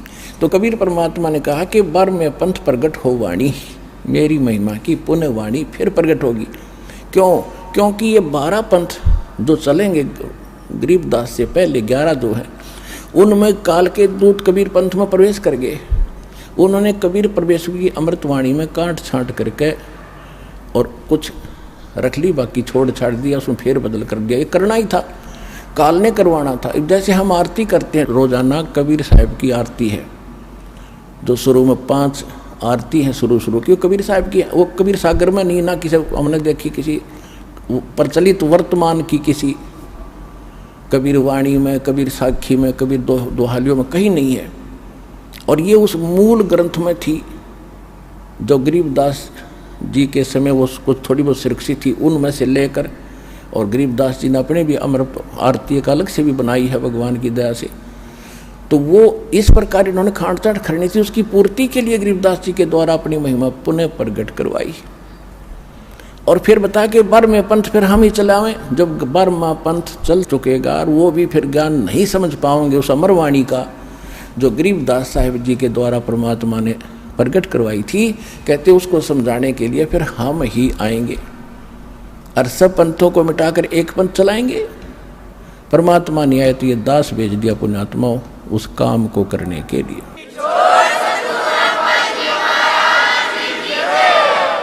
आदरणीय गरीबदास साहिब जी का जन्म गांव छुड़ानी, जिला जज्जर, हरियाणा में हुआ। वहां पर इनके नानके थे, इनकी माता जी का कोई भाई नहीं था, जिस कारण से गरीबदास जी के पूज्य पिता श्री बलराम जी धनखड़ गांव करोथा के रहने वाले थे, जहां अपना आश्रम है। और वो वहाँ छुड़ानी के अंदर वो घर जमाई के रूप में रहा करते थे। उनके गरीबदास जी के नाना जी के जमीन बहुत गणी थी, लगभग 1300-1400 एकड़ जमीन थी, 1400 एकड़। किसान थे, जाट थे, और तो वहीं रहा कर रहने लग गए थे। वहीं पर गरीबदास जी का 12 वर्ष रहते हो गए थे तब जन्म हुआ था। जब 10 वर्ष के गरीबदास जी हुए, खेतों में गौवें चराने के लिए जाया करते थे। पहले ऐसे ही यही अपने दैनिक कार्य जिसके परंपरागत जो व्यवसाय होते थे वही करते थे। श्री कृष्ण जी भी गायें चराया करते थे और उनके दूध को, बच्चों को बेचकर अपना निर्वाह किया करते थे। ऐसे गरीबदास जी के वहाँ अपनी ज़मीन बहुत गणी, 1400 एकड़ 2500 बीघा बड़ा बीघा होता था, जो जिससे 5 बीघे से 1 एकड़ बनता वर्तमान का। तो उस समय वो बीघा इन बीघों के 4.25 बीघे का 1 बीघा होता था, 4.25 बीघे यानी लगभग किला ही हो जाता था, 1.25 बीघा कम। तो इस प्रकार वो 2500 के बीघे के 1400 एकड़ बन जाते हैं, 1350। इतनी ज़मीन थी और वो जंगल में पशु चराया करते थे, गौओं के साथ पाली जाते थे, 10 वर्ष के बालक थे। अब कहते गोता मारूं स्वर्ग में जा बैठूं पाताल, गरीबदास ढूंढता फिरूं अपने हीरे मोती लाल। और जैसे परमात्मा का विधान दासना भी बता, वेद में प्रमाणित करते हैं कि वो वहाँ से सह शरीर आते हैं, अच्छी आत्माओं को मिलते हैं। तो गांव छुडानी के खेतों में, जंगल में अपने ही यानी खेतों में गौ चरा रहे थे। और छुडानी से एक कबलाना गांव है, सीमा लगती है। कबलाना गांव झज्जर से बहादुरगढ़ रोड के ऊपर मेन रोड पे है, और छुडानी गांव जो है उस मेन रोड से 1.5-2 किलोमीटर हट के अंदर है। एक दुल्हेड़ा गांव से सीधी रोड जाती है, कबलाना से भी अब बाद में निकली है एक रोड छुडानी जाती है। तो कबलाना से छुडानी गांव को एक कच्चा रास्ता जाता था, उसी पर सड़क बन गई। अब उस कच्चे रास्ते पर गरीबदास साहब जी गऊ चरा रहे थे। ये सन 1727 और संवत 1784 फाल्गुन सुदी द्वादशी, यानी फाल्गुन उतरते की द्वादशी, चांदनी द्वादशी दिन के लगभग 10 बजे परमात्मा सतलोक से आकर उतरे। एक जिंदा महात्मा का रूप बनाकर कलयुग में ये जिंदा महात्मा के रूप में सभी महापुरुषों से मिले। और ऐसे रास्ते रास्ते आते दिखाई दिए थोड़ी दूरी से। तो पहले साधु संतों के प्रति एक विशेष आस्था श्रद्धा प्रत्येक की होती थी। सभी ने देखा महात्मा आ रहे हैं, तो जितने भी और 8-10 बड़े पाली थे, गरीबदास सबसे छोटे थे 10 वर्ष के एज में, कोई 30 वर्ष का, कोई 20 वर्ष का, कोई 50 वर्ष के, और बड़े बड़े भी थे। वो सभी खाना खा रहे थे एक जांडी के पेड़ के नीचे बैठ कर। तो परमात्मा आते दिखाई दिए। संत तो सभी ने कहा महाराज आओ आओ महाराज बैठो, भोजन पाओ भोजन पाओ। सभी ने आदर सत्कार से, वो तो आए इसीलिए थे, वो बैठ गए। फिर कहा जी भोजन पाओ। परमात्मा ने कहा कि भोजन तो मैं भाई खा के आया हूँ अपने गाँव से। उन्होंने पूछा आपका गांव कहाँ है? कि हमारा गांव सतलोक है। कितनी दूर है यहाँ से? परमात्मा ने कहा 16 शंख कोस की दूरी पे। अब बच्चों ने सोचा 16 कोस दूर होगा, क्योंकि आपस में इतने परिचित होते नहीं थे उस समय, कन्वेंस ठीक नहीं था। तो वह बात तो भूल भाल गए। महाराज भोजन खाओ। भाई भोजन नहीं खाऊं तो महाराज जी दूध तो पीना ही पड़ेगा, हम ऐसे नहीं जाने देते अपने अतिथि को, हमें पाप लगेगा।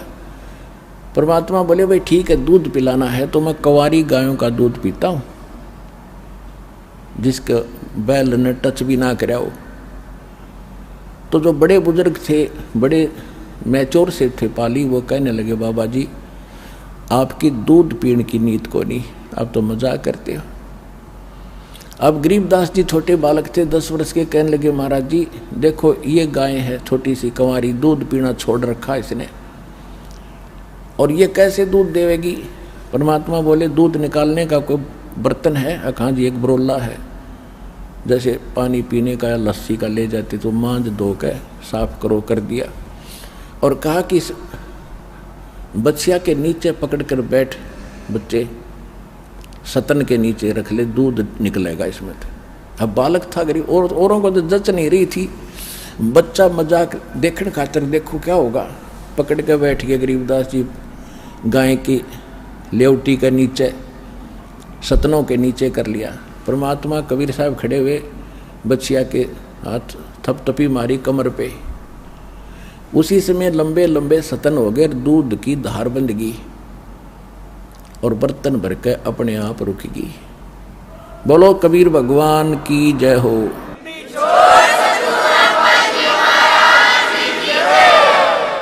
अब सभी आश्चर्यचकित तो हुए।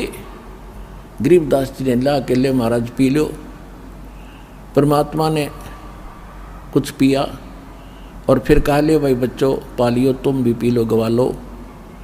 अब जो बड़े बड़े ग्वाले थे वो कहने लगे बाबा जी ये जादू जंत्र का दूध है और कंवारी गाय का पाप का दूध हम नहीं पी सकते, और तेरी जात का बेराना तो किस जाति का है, तन झूठा कर दिया, हम तो ना पीवें। वो कहते सकल पदार्थ है जगमाही, कर्महीन नर पावत नाही। उठ कर चले गए। गरीबदास जी कहने लगे लो महाराज मुझे दे दो, आपका प्रसाद कब कब प्राप्त हो। कहते हैं होनहार वीरवान के होत सीखने पात, पूत के पैर पालने में पिछड़ जाते हैं। गरीबदास जी तो आत्मा थी भगवान की, ये शब्द निकलने ही थे कि लाओ महाराज आपका दास पीवेगा आपका जूठे दूध का, कब कब प्राप्त हो हमें। परमात्मा शेष बचा हुआ कुछ दूध उन्होंने पिया। फिर परमात्मा ने यहाँ भी कह दिया था कि ये दूध इस कंगाल लोक का नहीं है, ये सतलोक से आया भाई, मेरे गांव से आया। लेकिन उसमें मोटी बुद्धि के लोग थे, उनका कहाँ समझ में आवती ये बात कि बाबा जी बकवाद करे, जादू जंत्र है, कोई जादूगर दिखाई देता है। वो चले गए।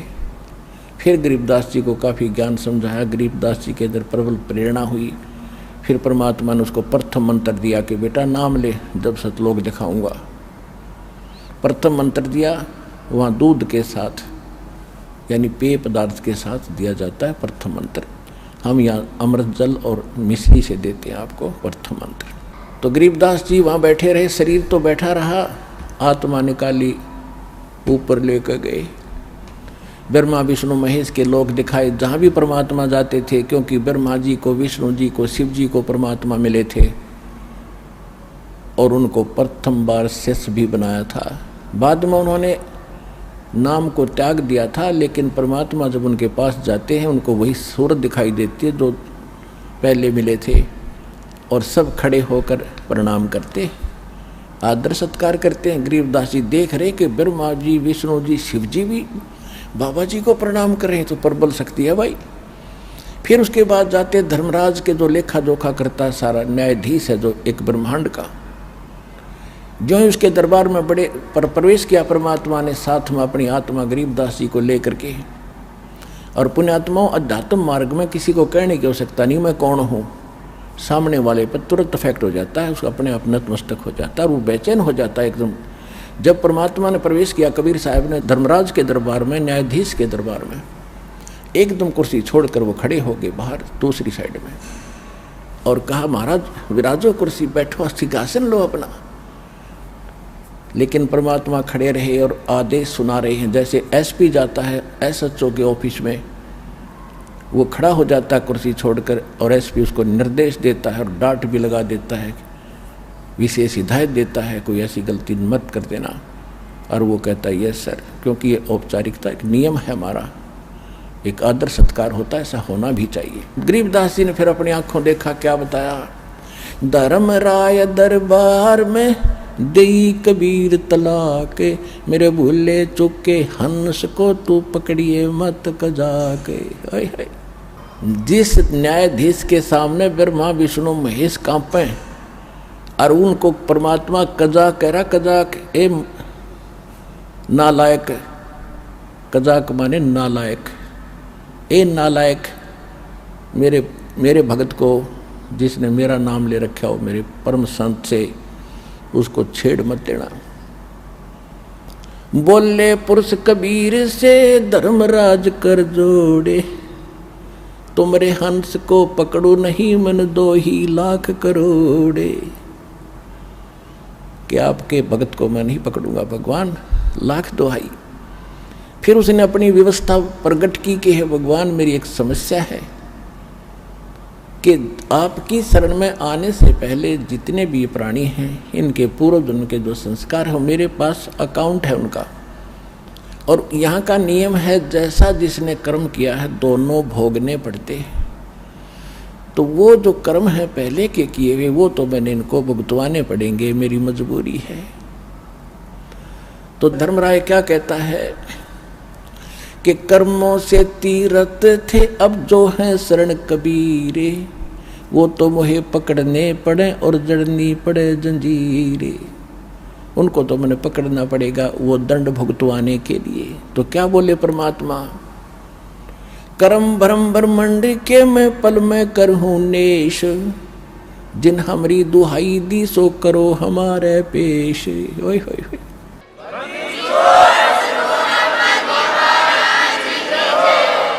कि जो भी तैने इनको मूर्ख बना के ये पाप करवाए तूने करवाए हैं। और ऐसी सरकार जैसी या काल की सरकार ऐसी यहाँ की सरकार है। एक तरफ तो ठेका खोल देंगे, शराब खोल दी, पियो छक्के, और फिर कहते हैं न शराब पी का हाउ लड़ करा इसको अंदर कर दो, और शराब पी कर रामायण बांचेगा, हाउ लड़ा करेगा तो अकल देखो इनकी।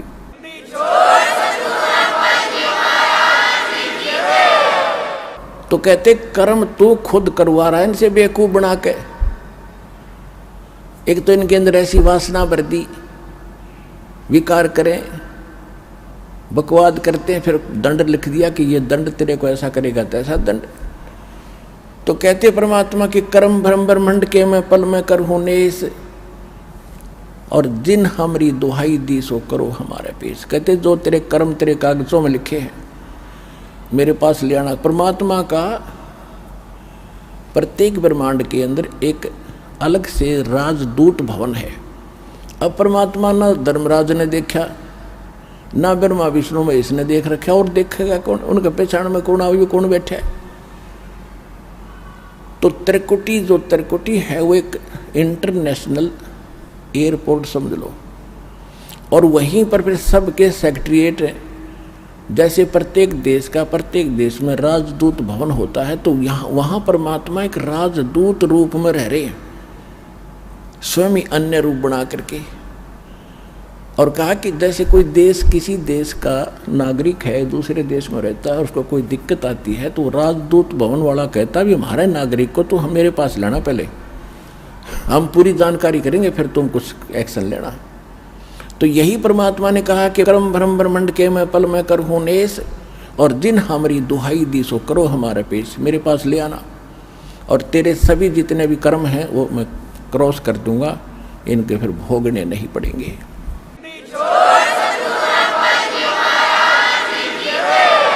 और परमात्मा भी अपनी अमर वाणी में कहते हैं, जब ही सतनाम हृदय धरो और भयो पाप को नाश, जैसे चिंगारी अग्नि की वही पड़े पुराने घास। यजुर्वेद अध्याय नंबर 8 के श्लोक नंबर 13 में भी स्पष्ट किया है कि परमात्मा घोर पाप का भी नाश कर सकता है, घोर अपराध को भी अपने भगत के पाप का नाश कर देता है, खत्म कर देता है, अपराध का नाश कर देता है, समाप्त कर देता है। उसके बाद परमात्मा उस स्थान पर पहुंचे जहां ये काल विशेष सतर्क रहता है। उस स्थान पर आसपास किसी जीव की जान की हिम्मत नहीं, जो 11वां द्वार है। अभी तक 10वां द्वार इसका ऊपर गाटा जोड़ रखा था, और एक जम्मू के अंदर है रांजड़ी में मधु परमहंस फौजी, उसका कितने 11वां को द्वार का पता लग गया किसी वाणी में कबीर साहिब की। वो ने छाती को टैग मैंने सबसे अंतिम वस्तु मिल गई, आज तक किसी को नहीं पता 11वां द्वार बता, यही बात है, हल्दी की गांठ से पंसारी बन जाता है कभी। 11वां द्वार तो वो है जहां 21 ब्रह्मांड का अंड होता है, आगे अक्सर पुरुष के लोक में प्रवेश करना होता है, और उस द्वार के ऊपर ये काल स्वयं बैठा है, किसी पर विश्वास नहीं करता है, कोई इधर निकल नहीं जा, एक भी प्राणी नहीं जाना चाहिए, इसने इतना गजब का जुगाड़ जोड़ रखे।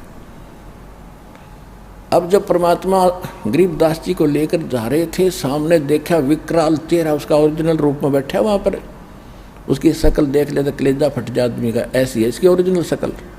यदि इसके ऊपर कवर डाल का आता, कहीं पर मां बन के खड़ा हो जाए, कहीं विष्णु जी कहीं शिव जी का रूप बना लेता है।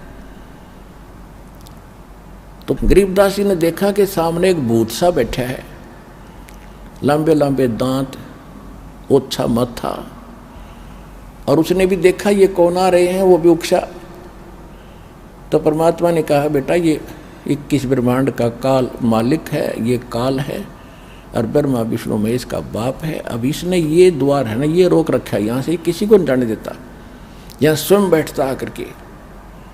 और देखना मेरे पास एक सतनाम है, उसका मंत्र जाप करूँगा श्वास से, और ये ऐसे झुक जाएगा। जैसे फनपति मंत्र सुन रखे फण सकोरे, ऐसे बीरा मेरे सतनाम से ये काल लवे मुँह बोड़े।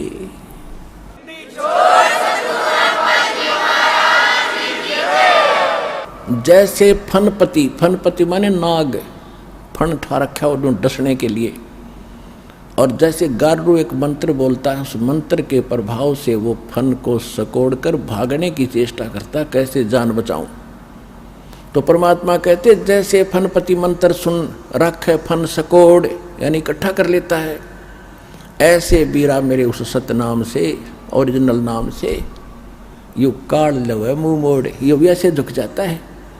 जब परमात्मा ने कहा कि देखना बेटा मैं सतनाम का जाप करता हूँ और देखना इसकी हालत क्या होगी, कहते ऐसे उठ रहा था और माल परमात्मा ने स्मरण किया, एकदम ऐसे झुक गया कति, तो उससे रास्ता साफ हो जाता है, इसके हटता नहीं वहाँ से, सब दुष्ट है, उड़े बैठे बैठे न मुड़ गया। कहते इसके सिर पे पैर रख के दोनों जने कहा जा बेटा इसके ऊपर गए, और जब आगे 11वां द्वार पार किया। ये यहाँ बनाओ बात तो समाधि ला के मूर्ख बना रखे, ये कहाँ जाएंगे, 10वां द्वार पार नहीं कर सकते ये लोग। कहते ब्रह्मेंद्र के घाट को खोले तो कोई एक द्वारे से फिर जाते, ऐसे बहुत अनेक।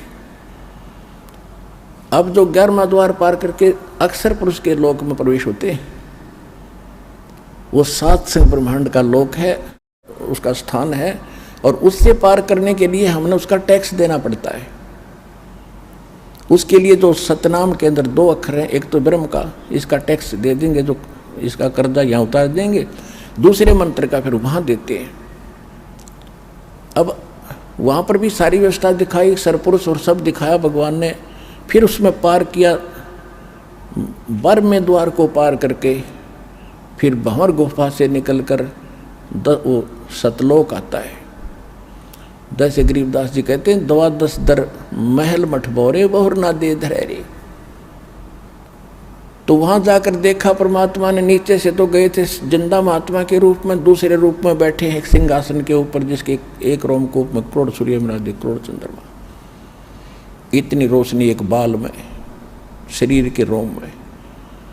उधर से जिंदा महात्मा ने वहां से एक चंवर उठाया और परमात्मा के सिंहासन पर बैठे भगवान के ऊपर चौर करने लगी। तो गरीबदास जी ने सोचा, अपने मन में विचार किया कि भगवान तो ये है जो मुकुटधारी बैठा है, कितना सुंदर शरीर है, ओहो यहाँ का कैसा सुंदर लोक है, कैसे सुंदर बाग बगीचे, झरने बह रहे हैं, कहीं फुहार गिर रही हैं, बिन बादल के वर्षा हो रही है। इतने में क्या हुआ कि सिंहासन पर बैठे भगवान खड़े हुए, एक गुम्बज के अंदर बैठे, गुम्बज बहुत बड़ा गुम्बज है, विशाल सफेद गुम्बज है, और वो महात्मा रूप में जो परमात्मा कबीर जी थे वो बैठे सिंहासन पर, और वो नूरी शरीर वाले परमात्मा उस जिंदा महात्मा के ऊपर चंवर करने लगे, जैसे सेवक किया कर अपने गुरुदेव पे। तो गरीबदास जी ने सोचा, भाई बाबा जी भगवान है या ये परमात्मा है। इतने में तेजो में शरीर उस जिंदा जो नीचे से गए थे जिस रूप में मालिक, उसमें समा गए, और इतना नूर हो गया उस बॉडी का बहुत घना, और चंवर अपने आप घूम रहा है।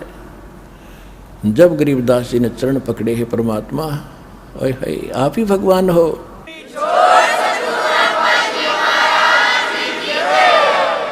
तब परमेश्वर ने बताया कि बेटा मैं 120 वर्ष तक बनारस में कबीर जुलाहा नाम से रहा हूँ, और मुझे कोई पहचान नहीं पाया, क्योंकि मेरे बारे में कोई बताने वाला नहीं था। और अब तू वापस जा, और तेरे शरीर को अंत करने वाले हैं चेता पर रख दिया है। उधर से गरीबदास जी को मृत जानकर शाम के समय 5-6 बजे सी उन्हें संभाला, 4-5 बजे सी आकर के पालियों ने देखो तो कहाँ है कि गरीबदास जी बैठे हैं, पहले आवाज़ लगाई, नहीं उठे तो पकड़ के हिलाया कि भगत जी खड़ा हो ले, भगत बन गया। वो गिर गए, मृत जानकर दो पाली गांव में भागे आए। जिसको भी पता, छोटा सा गांव था, एक बहुत बड़े लैंड लॉर्ड का इकलौता पुत्र, और उसकी मृत्यु हो जाए, गांव में करलाट मच गया, माता पिता बेहोश हो गए।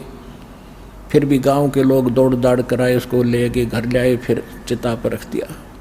उधर से गरीबदास जी कहते, भगवान मैं नहीं जाता उस गंदे लोक में, मुझे यहीं रख लो दाता। परमात्मा ने कहा बेटा ऐसे नहीं बनेगी बात, आप जाओ। आप जब यहाँ से गए भक्ति युक्त थे, सतनाम आपने बहुत घनी भक्ति थी, अब वहाँ पर खत्म कर दी तुमने, उतनी ही भक्ति युक्त होकर तब यहाँ आ सकोगे, और मैं तेरे साथ रहूँगा, तू चिंता मत कर। और आप जाओ, मेरे गवाह बनो, आपके भाई बहनों के लिए एविडेंस देना, विटनेस बनना, तब उनको विश्वास होगा। नहीं तो काल ने बुरा जाल फैला रखे हैं, क्या हाल हो रहा है देख, झांक कर देखा नीचे, ये लोग ऐसा दिखाई देता जैसे कीड़े मकोड़े घूम रहे हो, कीड़े मकोड़े ऐसे नजर आते। क्योंकि हमारे शरीर में जीव जंतु एक एक नस नस के अंदर हमारे कीड़े हैं अंदर, ऐसा बुरा हाल है। थूक, बेस्टा, टट्टी, पेशाब सब कुछ अंदर बैठा पड़ा है, ऊपर से चिकना चोपड़ा करके बन गया प्लातून, बैठ गया पर एक छोटे से टुकड़े का प्रधानमंत्री बनकर। कल मृत्यु के बाद क्या होगा, गदा जी। तो वो ना दिखता, वो दिखाने की आंखें बना रहा है दास साहब को, ये मोतियाबिंद हटा रहा है जो भगवान के ज्ञान से हटेगा। तो गरीबदास जी से कहा जा बेटा, और मैं तेरे साथ रहूंगा, और ऐसा मंत्र दूंगा जो थोड़े ही समरण में, थोड़े ही जाप से घड़ी कमाई होया करेगी, और जल्दी तुम उतने ही चार्ज होकर के फिर ले आऊंगा तुम्हें। अच्छा, अपने आप ले आऊंगा मैं, चिंता मत करना। जब गरीबदास जी को वापस छोड़ा, चिता के ऊपर शरीर रखा था, उसमें से निकले, एकदम प्रवेश होते ही ऐसे शरीर हिला और एकदम उठे। ऊपर जो रस्सी बांध रखी थी चिता शव के ऊपर, वो अपने आप टूट गई, नीचे खड़े हुए एकदम। अब वैसे तो गरीबदास जी सोचते स्वप्न होगा, और वहाँ हाहाकार मच रही, कुल सारे गांव के लोग इकट्ठे, और चिता में तैयारी कर रखी अग्नि लाने की। जब उसको यकीन हुआ सचमुच में कहीं भगवान के साथ गया था, अब वहाँ सब ने खुशी की लहर दौड़ गई, लड़का जीवित हो गया, लड़का जीवित हो गया, क्या बात कही। लेकिन वो या वाणी बोलने लगे, सिंपल बात भूल गए सारी। कोई पूछे कहाँ गए थे, कहाँ है भगवान, तो वाणी के द्वारा उत्तर देते, पर पट्टन पर लोके है जहाँ अदली सतगुर सारे, भक्ति हेत से उतरे पाया हम दीदारे। अलल पंख अनुराग है सुन मंडल रथीरे, दास गरीब उधारिया मोय सतगुरु मिले कबीरे। अजब नगर में ले गए हमको सतगुरु आने, जल के बिंब अगाध गति वहाँ सूते चादर तान। अब यह भाषा गांव वाले नहीं समझे, उनने सोचा जंतर मंत्र के दूध ने पी का यो लड़का पागल हो गया, हे भगवान शुक्र है जीवित तो हो गया। तो गरीबदास जी को पागल कहने लगे, बावड़िया, पागल, बावड़ा। और ये सोचा गांव वालों ने भी कोई बात ना है बेटी, क्योंकि उस गांव की बेटी थी उसकी माता, कि यह बेटी पागल जैसा भी बेटा है, पागल है जैसा है, इसको देख के अपना जीवन निर्वाह कर लेगी, ना तो यह मर जाती रो रो के। जब 3 वर्ष बीत गए, 13 साल के गरीबदास जी हो गए, ऐसे ही सब पागल कहने लगे, बावड़िया कहने लगे भगवान को। एक दादू पंथी गोपाल दास नाम के संत थे जो दादू जी के पंथ से थे, और दादू जी को भी परमात्मा मिले थे, ऐसे जैसे गरीबदास जी को मिले, ऐसे नानक जी को मिले, ऐसे धर्मदास जी को मिले, मुल्कदास जी को मिले, गीसा दास जी को मिले थे, न्यू मिले थे जिंदा महात्मा के रूप में। तो वो वाणी का मर्मज था, समझता था संतों की महिमा को। और वहाँ उनका कोई सेवक था, उसमें वो ऐसे 2 वर्ष 3 वर्ष में चक्कर लाया करता था। छुडानी में आके उस भगत के अपने सेवक के वहाँ वो गोपाल दास रुका, तो सेवक ने कहा महाराज एक बाबा जी ने कोई जादू जंत्र का दूध बछिया का निकाल के हमारे एक चौधरी के बच्चे को पिला दिया, और वो पागल हो गया उस दिन के बाद। वो तो मर गया था, दोबारा भगवान ने दया करी जीवित हो गया। उठ जीवित होने के बाद पागल है, पागलों वाली बातें करता है। और संत की विद्या संत ही काट सकते हैं। आप कृपा करो, कुछ दया कर दो तो बहुत अच्छा हो जाएगा, जीवन सुधर जाएगा बालक का। अब जो जितना जादू जंत्र जाना है, जंतर मंत्र सभी सोचते हैं मैं श्रेष्ठ हूँ। उसने कहा बुलाओ। वो लड़का वहाँ लाया गया, उसके नाना जी भी साथ थे, गांव के और बुजुर्ग भी साथ आ गए। तो गोपाल दास ने पूछा कि बेटा कौन था जिसने तेरा जीवन बर्बाद कर दिया? तब गरीबदास ने कहा कि बाबा जी, गोपाल दास जी, मेरा जीवन बर्बाद नहीं आबाद कर दिया। हम सुल्तानी नानक तारे दादू को उपदेश दिया, जात जुलाहा भेद न पाया वो काशी महे कबीर हुआ। होय होय कि मेरा उद्धार किया। अब्राहिम सुल्तान अदम मुसलमान बादशाह को वही मिले थे, नानक जी को बेई नदी पर वही मिले थे जिंदा महात्मा के रूप में, और दादू जी को भी वही मिले थे, और मेरा भी कल्याण उसी ने किया। हम सुल्तानी नानक तारे दादू को उपदेश दिया, जात जुलाहा भेद न पाया वो काशी महे कबीर हुआ। अनंत कोट ब्रह्मांड का एक रति नहीं भारे, सतगुरु पुरुष कबीर हैं ये कुल के सर्जनहारे। अजब नगर में ले गए हमको सतगुरु आने, जल के बिंब अगाध गति वहां सूते चादर ताने। अब गोपाल दास के खटक लागी, इधर गजब की वाणी बोल रहा है। खड़ा होकर वो 65 साल का वृद्ध एक 13 साल के बालक के आगे कहने लगा, महाराज ये अमृतवाणी लिखवा दो, कलयुग के जीवों का उद्धार करेगी। अब जो रोग कटवाने जा रहे थे बूढ़े बुजुर्ग, उन्होंने सोचा भाई इस बच्चे में तो को बड़ी ये बला है। बाबा जी का भी असर हो गया, यो भी इसके आगे हाथ जोड़ के इसकी बोली बोलने लग गया। आए थे इससे ठीक कराने के लिए। तब उसने कहा गोपाल दास ने, करे गांव वाले यो बावड़ा नहीं है, बावड़े तो तुम हो जो इसकी अमृतवाणी को समझ नहीं पा रहे। पर वो कहाँ कलावती। गरीबदास जी चल पड़े, गोपाल दास पीछे पीछे। तो गांव वालों ने सोचे बाबा पागल हो गया। गोपाल दास ऐसे 2-3 दिन आग्रह करता रहा। तब उसने गरीबदास जी ने कहा, देखो गोपाल दास जी, अगर आप पूरी वाणी लिखो तो मैं लिखवाऊँ, ना बोलूँ को नहीं। गोपाल दास ने कहा, जी मैं घर से कति फारिग हूँ, बच्चे त्याग कर मैं विराग ले रखा है संन्यास, 2 रोटी आपके घर खाऊंगा, आपकी पूरी वाणी लिखूंगा, मैं ये विश्व आपको प्रतिज्ञा करता हूँ। तो गरीबदास जी के नाना जी का एक बड़ बेरी का बाग था, उसमें जंडी का पेड़ था। जंडी के पेड़ उधर ज़्यादा होते थे, ऐसा ही मारू सा क्षेत्र था। उसके नीचे बैठकर गरीबदास जी बोला करते थे, दादू पंथी वो गोपाल दास लिखा करते थे। लगभग 8-9 महीने बल्कि 1 वर्ष तक वो लेखन कार्य हुआ। उसके बाद फिर भी जगह जगह वाणी बोली, वो भी लिखी गई। गोपाल दास काफ़ी संग किया गोपाल दास उनके साथ कई वर्षों तक। तो वो वाणी जो लिखी गई हस्तलिखित आज प्रिंट हो चुकी है, जिसका हम पाठ करते हैं, जिसका भी भोग लगा भगवान की वाणी को। वो इतना मोटा ग्रंथ है जिसके अंदर 24,000 वाणियाँ हैं। 3 दिन लगातार कंटिन्यू पढ़ते हैं जब पूर्ण होता है। एक विचार, एक तो ये विश्वसनीय बातें आपको हो कि आम आदमी कहता है कि आप ऐसी दृढ़ता से कह रहे हो जैसे भगवान से मिलकर आया हो, यानी भगवान से मिलकर आया है वो आदमी साची का आग्रह। तो गरीबदास जी भगवान से मिलकर आए हुए थे और परमात्मा का दिया हुआ ज्ञान उन्होंने बोला और लिखवाया। दूसरी बात ये, कोई डूम बाट के गीत नहीं, किसी ने अपने लालच लोभ में खाने कमाने के लिए मांगने के लिए कोई बात बना ली हो। एक बहुत बड़े लैंड लॉर्ड के घर जन्म था उनका, और उन्होंने इतने प्रयत्न किस लिए किया, हमारा भी थूक सूख जाता है पाठ को पढ़ते पढ़ते। और उस महापुरुष ने किस उद्देश्य से इतना प्रयत्न किया, गर्मी सर्दी देखी नहीं, हमारे लिए लिखवाएंगे। एक तो ये समझना चाहिए कि ये जो वाणी है ये सत्य है, और परमात्मा ने खुद कहा था कि संवत 1774 जब आओगा उस समय उस प्यारी आत्मा का जन्म होगा, उसके माध्यम से मेरी अमृतमयी वाणी में पूरा प्रकट होगी।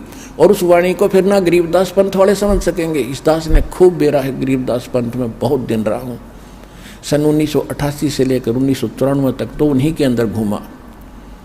उसके बाद पता चला उनको कख भी पता नहीं, ना उनके मंत्र ठीक, ना उनका ज्ञान ठीक। कबीर साहब को, गरीबदास जी को विष्णु अवतार मानते वो लोग। ओम नमो भगवते वासुदेव ये मंत्र देते हैं, और सभी जितनी पूजा है सभी करते हैं। केवल मेरे पूज्य गुरुदेव जी के पास ये ज्ञान और ये मंत्र थे पूरे गरीबदास पंथ में। उन्होंने भी मुझ दास के अतिरिक्त अपने अनुयायियों को भी किसी को ये ज्ञान और ये भक्ति और ये मंत्र नहीं दिया था। ये ऐसा नियम है।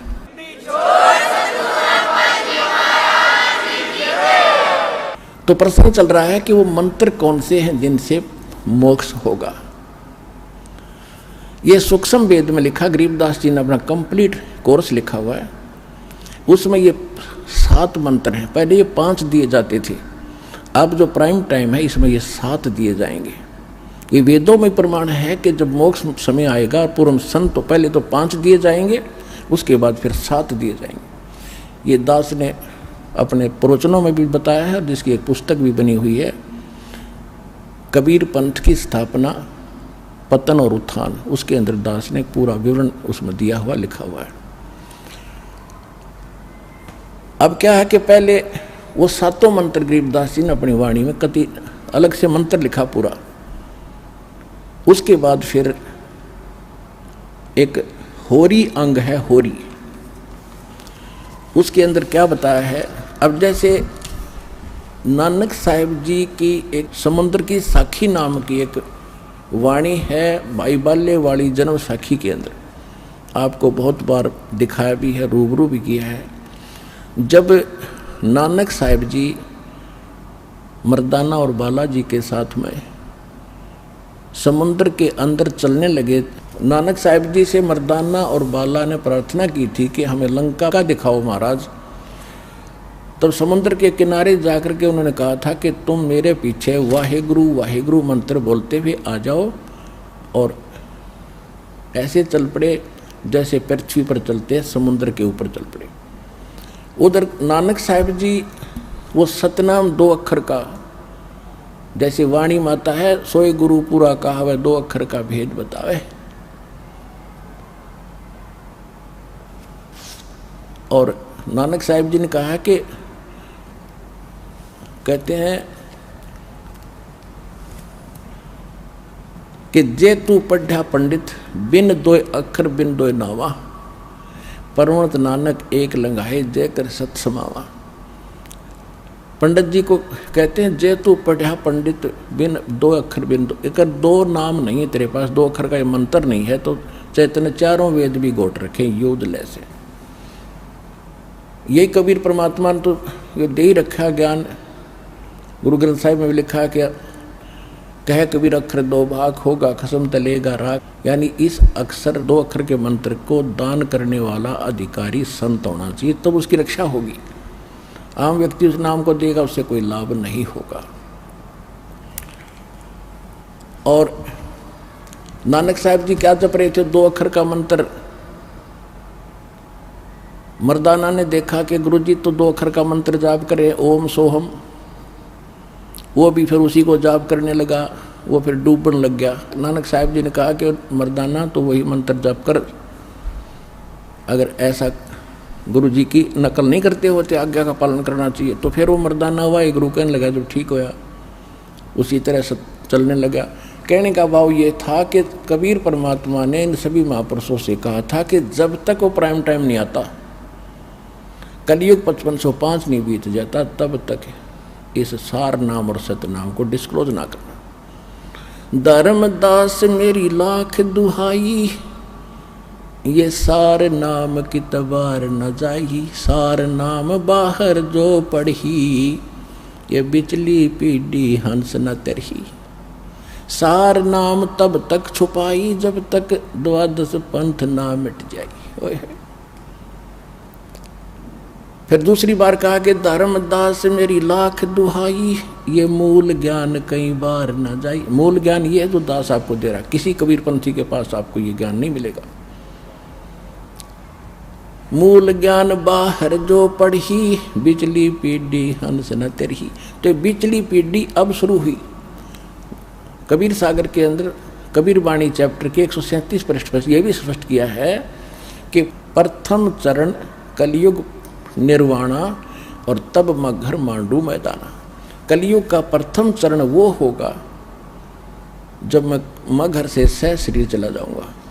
उसके बाद अब बिचली पीढ़ी कब होगी? जब 5505 वर्ष कलयुग बीत जाएगा, अब बिचली पीढ़ी तब शुरू होगी।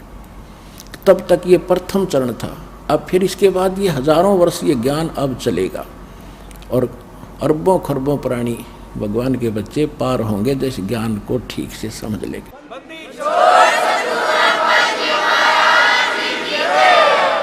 उसके बाद फिर ये भक्ति नाश हो जाएगी, कृतघ्नी प्राणी हो जाएंगे, मांसाहारी हो जाएंगे, कलयुग के एंड में तो बुरा हाल हो जाएगा। अब फिर पुनः सतयुग जैसा माहौल होगा, पूरी पृथ्वी पर वातावरण चेंज होगा, सुंदर बाग बगीचे, उसी तरह सुंदर आहार शुरू होगा। अच्छे ये परमात्मा देगा, परमात्मा की तरफ से आएंगे, सारा कुछ देखना कैसे होगा आप सोच भी नहीं सकोगे ये क्या हो रहा है। आपस में शांति होगी। तो नानक साहब जी ने ये भी दिखाना था कि मैं ये नाम जाप करता हूँ जिससे मेरी मुक्ति हुई, 2 अक्षर का मंत्र ये है। और उधर से झटका भी देना था कोई बाद में कहीं में, क्योंकि उन्होंने प्राण संगली के अंदर ये पूरा विवरण लिख दिया था। वो तो किसी कारण से गुरु ग्रंथ साहिब में उन्होंने इसी डर से गुरु ग्रंथ साहिब में नहीं लिखा प्राण संगली वाला विवरण जो सतनाम लिखा था सीधा, कि कहीं जैसे मर्दाना जी ने नानक साहिब जी की आज्ञा की अवहेलना कर दी, वो डूब गया होता, मर गया होता।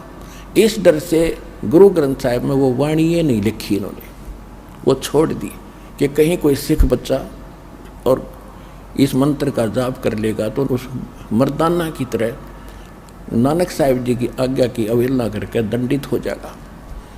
और ये बताना भी जरूरी था, इसको छुपाना भी जरूरी। ये महापुरुषों की महिमा वही जाने क्यों कर किस तरह छुपा रहे थे काल से। वो भी पक्का हो गया कि नानक साहिब का मोक्ष 2 अक्षर का मंत्र से जाप हुआ जो ओम सोम है। नामदेव जी को परमात्मा मिले थे, उन्होंने भी 2 मंत्र का जाप किया था। नामा छिपा ओम तारी, पीछे सोहम भेद विचारी, सार शब्द पाया जद लोई, आवागमन बोर ना होई। गीसादास जी कहते हैं ओम सोहम जप ले भाई, राम नाम की यह कमाई। अब गीसा पंथ में कितना यू मंत्र नहीं और मंत्र अटपट करें, और इसका पूरा एक शब्द है यू गीसादास जी का, इसने सारे नट लेते हैं कि यू मंत्र है सारा, सारी एक कविता आरती सी है। ये तो यो मंत्र अलग है। गरीबदास जी कहते हैं राम नाम जप कर थर होई, ओम सोहम मंत्र दोई। तो क्या सिद्ध हुआ?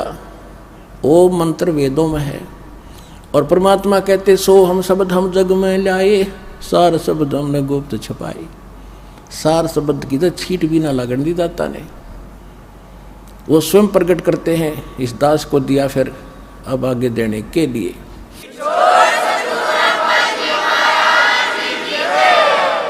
ऋग्वेद मंडल नंबर 9 और सूक्त 95 के मंत्र नंबर 2 में यही स्पष्ट किया है कि परमात्मा स्वयं आता है अपने मुख कमल से वाणी बोलकर, यानी भक्ति की प्रेरणा प्रेरित करता है, यानी भक्ति के लिए प्रेरणा वही करता है प्राणियों को, और वो मोक्ष मार्ग के गुप्त मंत्रों का आविष्कार करता है।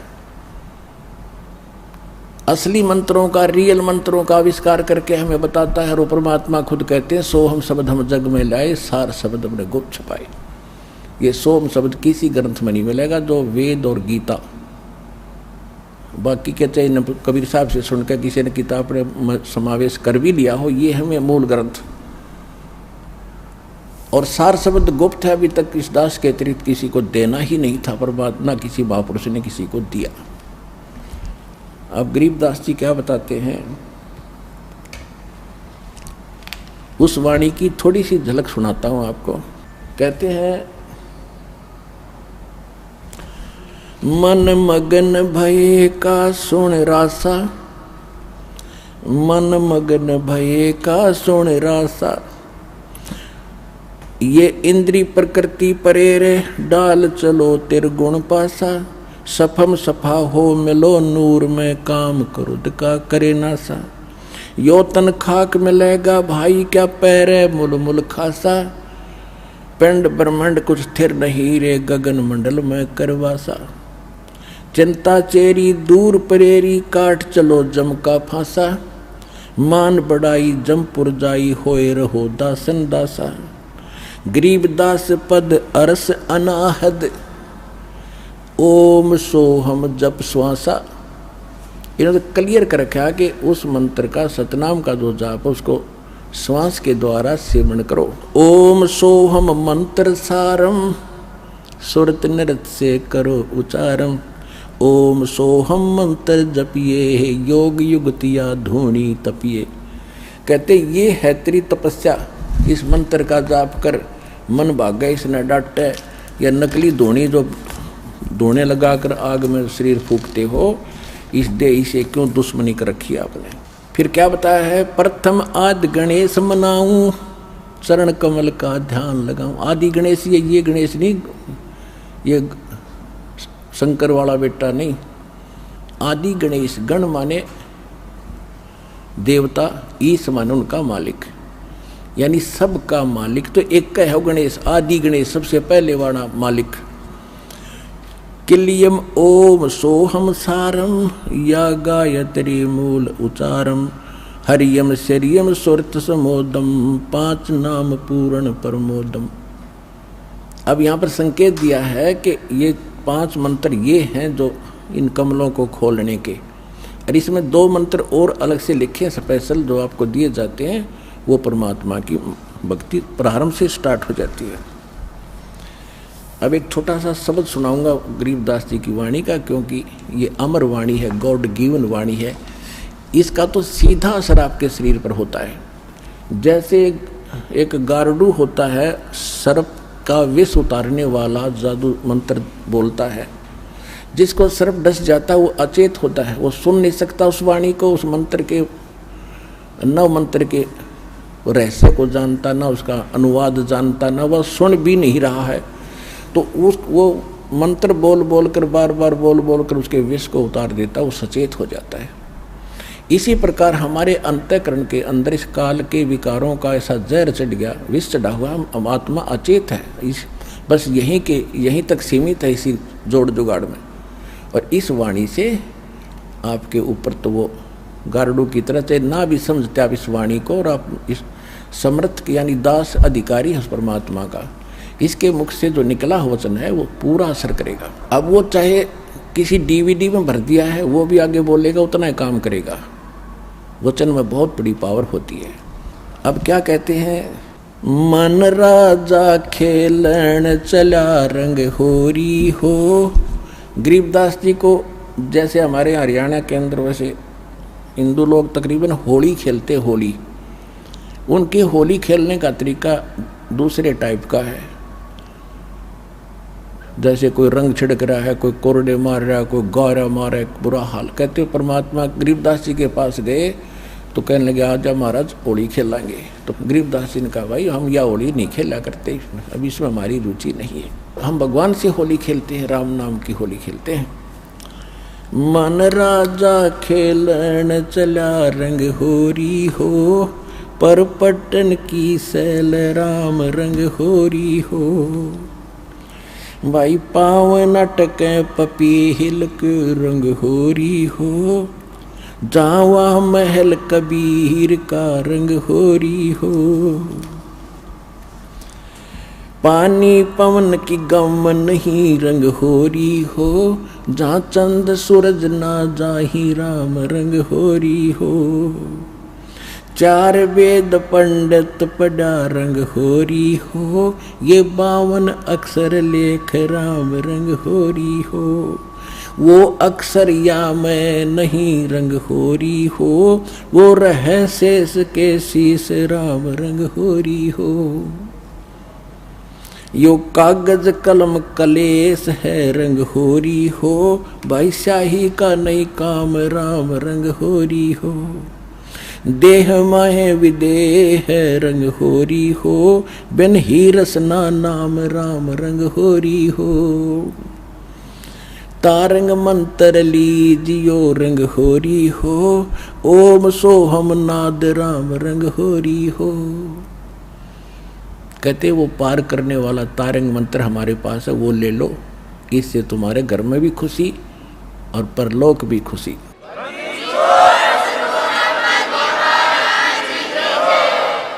तारंग मंत्र लीजियो रंग होरी हो, ये ओम सोहम नाद राम रंग होरी हो। फिर इनसे आगे और मंत्र है, सुकृत नाम उचार है रंग होरी हो, लीला अगम अगाध राम रंग होरी हो। गरीबदास जी ने कहा कि सोहम ऊपर और है, सत सुकृत एक नाम, उसको सार नाम की तरफ संकेत है। ओहम सोहम मध्य है रंग होरी हो, वह सूक्ष्म मंत्र पावे राम रंग होरी हो। केवल ओम सोम से बात नहीं बनेगी, वो सार नाम और है। निर्गुण पद निर्वाण है रंग होरी हो, सुरत नृत धुन लावे राम रंग होरी हो। ओहम सोहम मध्य है रंग होरी हो, वो सूक्ष्म मंत्र छाक राम रंग होरी हो। या मंत्र से पार हो रंग होरी हो। अब कहते ये है वो कंप्लीट मंत्र जो तुम्हें पार करेगा। या मंत्र से पार होवे रंग होरी हो, और मंत्र कोटों लाख राम रंग होरी हो। और करोड़ों लाख मंत्र बनाए बैठे लोग, उनसे पार नहीं होगे। ओम आनंदी लहर है रंग होरी हो, सोहम मुक्ता चंद राम रंग होरी हो। ओम सोहम सार है रंग होरी हो, और कोट कला रविचंद राम रंग होरी हो। फिर कितना महत्व बताया है। एक श्वास ओ श्वास के मंत्र से, 2 अक्षर के मंत्र का, सतनाम का। ओम सोहम पालड़ रंग होरी हो, 14 लोक चढ़ावे राम रंग होरी हो। 3 लोक पासंग धर रंग होरी हो, तो ना तुले तुलाया राम रंग होरी हो। ओए होए। अब क्या बताया गरीबदास साहिब जी ने, जो परमात्मा ने इनको ज्ञान दिया था कि बेटा ऐसा मंत्र दूंगा तुम्हें कि थोड़ी भक्ति से अब जल्दी में भक्ति युक्त हो जाओगे, घना धन भक्ति का इकट्ठा हो जाएगा। अब कहते हैं एक मंत्र पूरे अधिकारी संत से लेकर श्वास ओ श्वास का जो सतनाम का मंत्र है, एक जाप की कितनी कीमत है। अब पासिंग, पहले पासिंग समझाऊं। पासिंग क्या होता था, क्योंकि वर्तमान के बच्चे ज़्यादा शिक्षा में लग गए हैं, इनको ज्ञान नहीं। ये पुराने समय की बोली वाणी है, 250-300 वर्ष पहले की। तो पासिंग होता था, जैसे पहले तराजू होते थे देसी, 2 पलड़े होते थे, एक बीच में डंडी, सिर्फ के सेंटर में एक डंड पकड़ने के लिए धागे से बांध लिया करते थे। हमारे दास का जन्म किसान जाट परिवार में हुआ, तो ये बनिए लोग हमारे घर से कणक लेने आते थे, कोई बाजरा ज्वार जैसे घर के बेचते थे फालतू कणक को। तो जब वो व्यापारी आता था, उसको सबसे पहले कहते थे कि लाला जी अपनी ताखड़ी तो चेक करा, तराजू तेरी चेक करा, कोई इसमें एरर तो नहीं है, पासिंग तो नहीं है, पासिंग। और उस एरर को ठीक करने के लिए जैसे कोई थोड़ी बहुत टेढ़ा मेढ़ा होता पलड़ा, तो वहीं से कणक जो तोली जाती थी, जैसे 50 मन गेहूँ तोलने हैं और उसमें तखड़ी में एरर है तराजू में, तो थोड़े से गेहूँ उठाकर दूसरे पलड़े में डाल देते, वह बैलेंस हो जाती। उसको पासिंग कहा करते। 4 दाने, 10-20 दाने जो कणक के होते, गेहूँ के या बाजरे के, जो तोलना होता था, उसको कहते पासिंग। और सौदा बाकी है तो सैकड़ों 50 मन गेहूँ फटाफट तोलने, वो है सौदा। तो और ये है पासिंग। तो क्या बताते हैं ओम सोहम पालड़ रंग होरी हो। एक तरफ तो ये एक मंत्र का जाप रख दो सतनाम का, इसको सतनाम कहते 2 अक्षर के मंत्र को, और दूसरी तरफ कहते 14 लोक चढ़ावे राम रंग होरी हो, और 3 लोक पासंग धरे रंग होरी हो। ये 3 लोक पृथ्वी, स्वर्ग और पाताल, जहाँ पर हम रह रहे, जैसे छोटे से टुकड़े का कोई मुख्यमंत्री बन गया, वो तुमने सोचा पता नहीं के बन गया तू बिना ज्ञान के, और कोई एक छोटे से टुकड़े का प्रधानमंत्री बन गया देश का, बस फूला नहीं समाता। परमात्मा कहते असली धन और असली सुख जो तुमने जहाँ जाना है उसकी तुलना में, उस सुख की तुलना में, और जो मुक्ति मार्ग में बता रहा हूँ इसकी कितनी कीमत है। कहते 3 लोक, ये तीनों लोक तो सौदे में नहीं हमारे में, जैसे विष्णु का लोक, शिव जी का लोक, ब्रह्मा जी का लोक, दुर्गा जी का लोक, और ऊपर के महास्वर्ग एक जो ब्रह्म लोक के अंदर अन्य लोक, ये कुल मिलाकर 14 लोक हैं। कहते इनको एक पालड़े में रख दे और 3 लोक की तो गिनती है नहीं, ये तो 5 सिंह में समझ लो, और एक तरफ रख दो इस सतनाम के श्वास से मंत्र है इसका।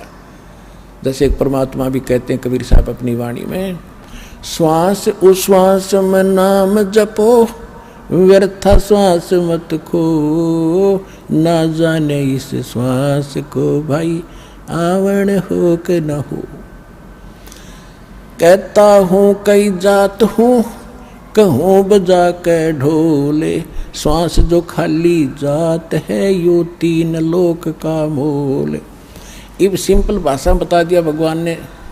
हमने तो ये पृथ्वी का थोड़ा सा टुकड़ा मिल जाए 2-4 किले ने सोचा कि रखे बन गए, तो इसलिए परमात्मा ने कहीं सिंपल वे से कभी विशेष ढंग से इनका वर्णन किया है। गरीबदास जी ने निर्णायक कहा है कि ओम सोहम पालड़ रंग होरी हो, और 14 लोक चढ़ावे राम रंग होरी हो, 3 लोक पासंग धरे रंग होरी हो, तो ना तुले तुलाया राम रंग होरी हो। और वो मंत्र आपको मिला। अब इस धन को संभाल के रखना, आप भी पार, आपका परिवार भी पार, 101 पीढ़ी पार हो जाएगी आपकी, ये विश्वास रखना।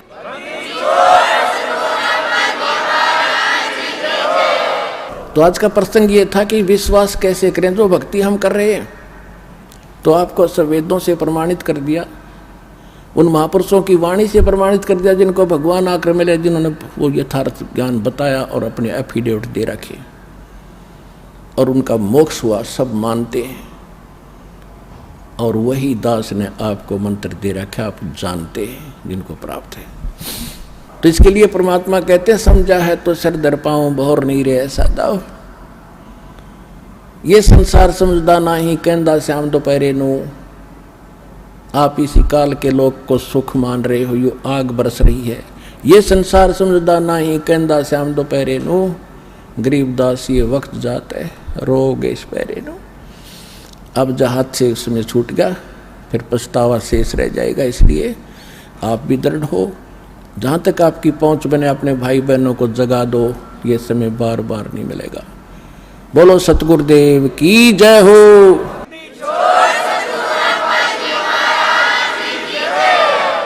अब कुछ भक्तों के अनुभव सुनाएंगे, वो ध्यानपूर्वक सुने।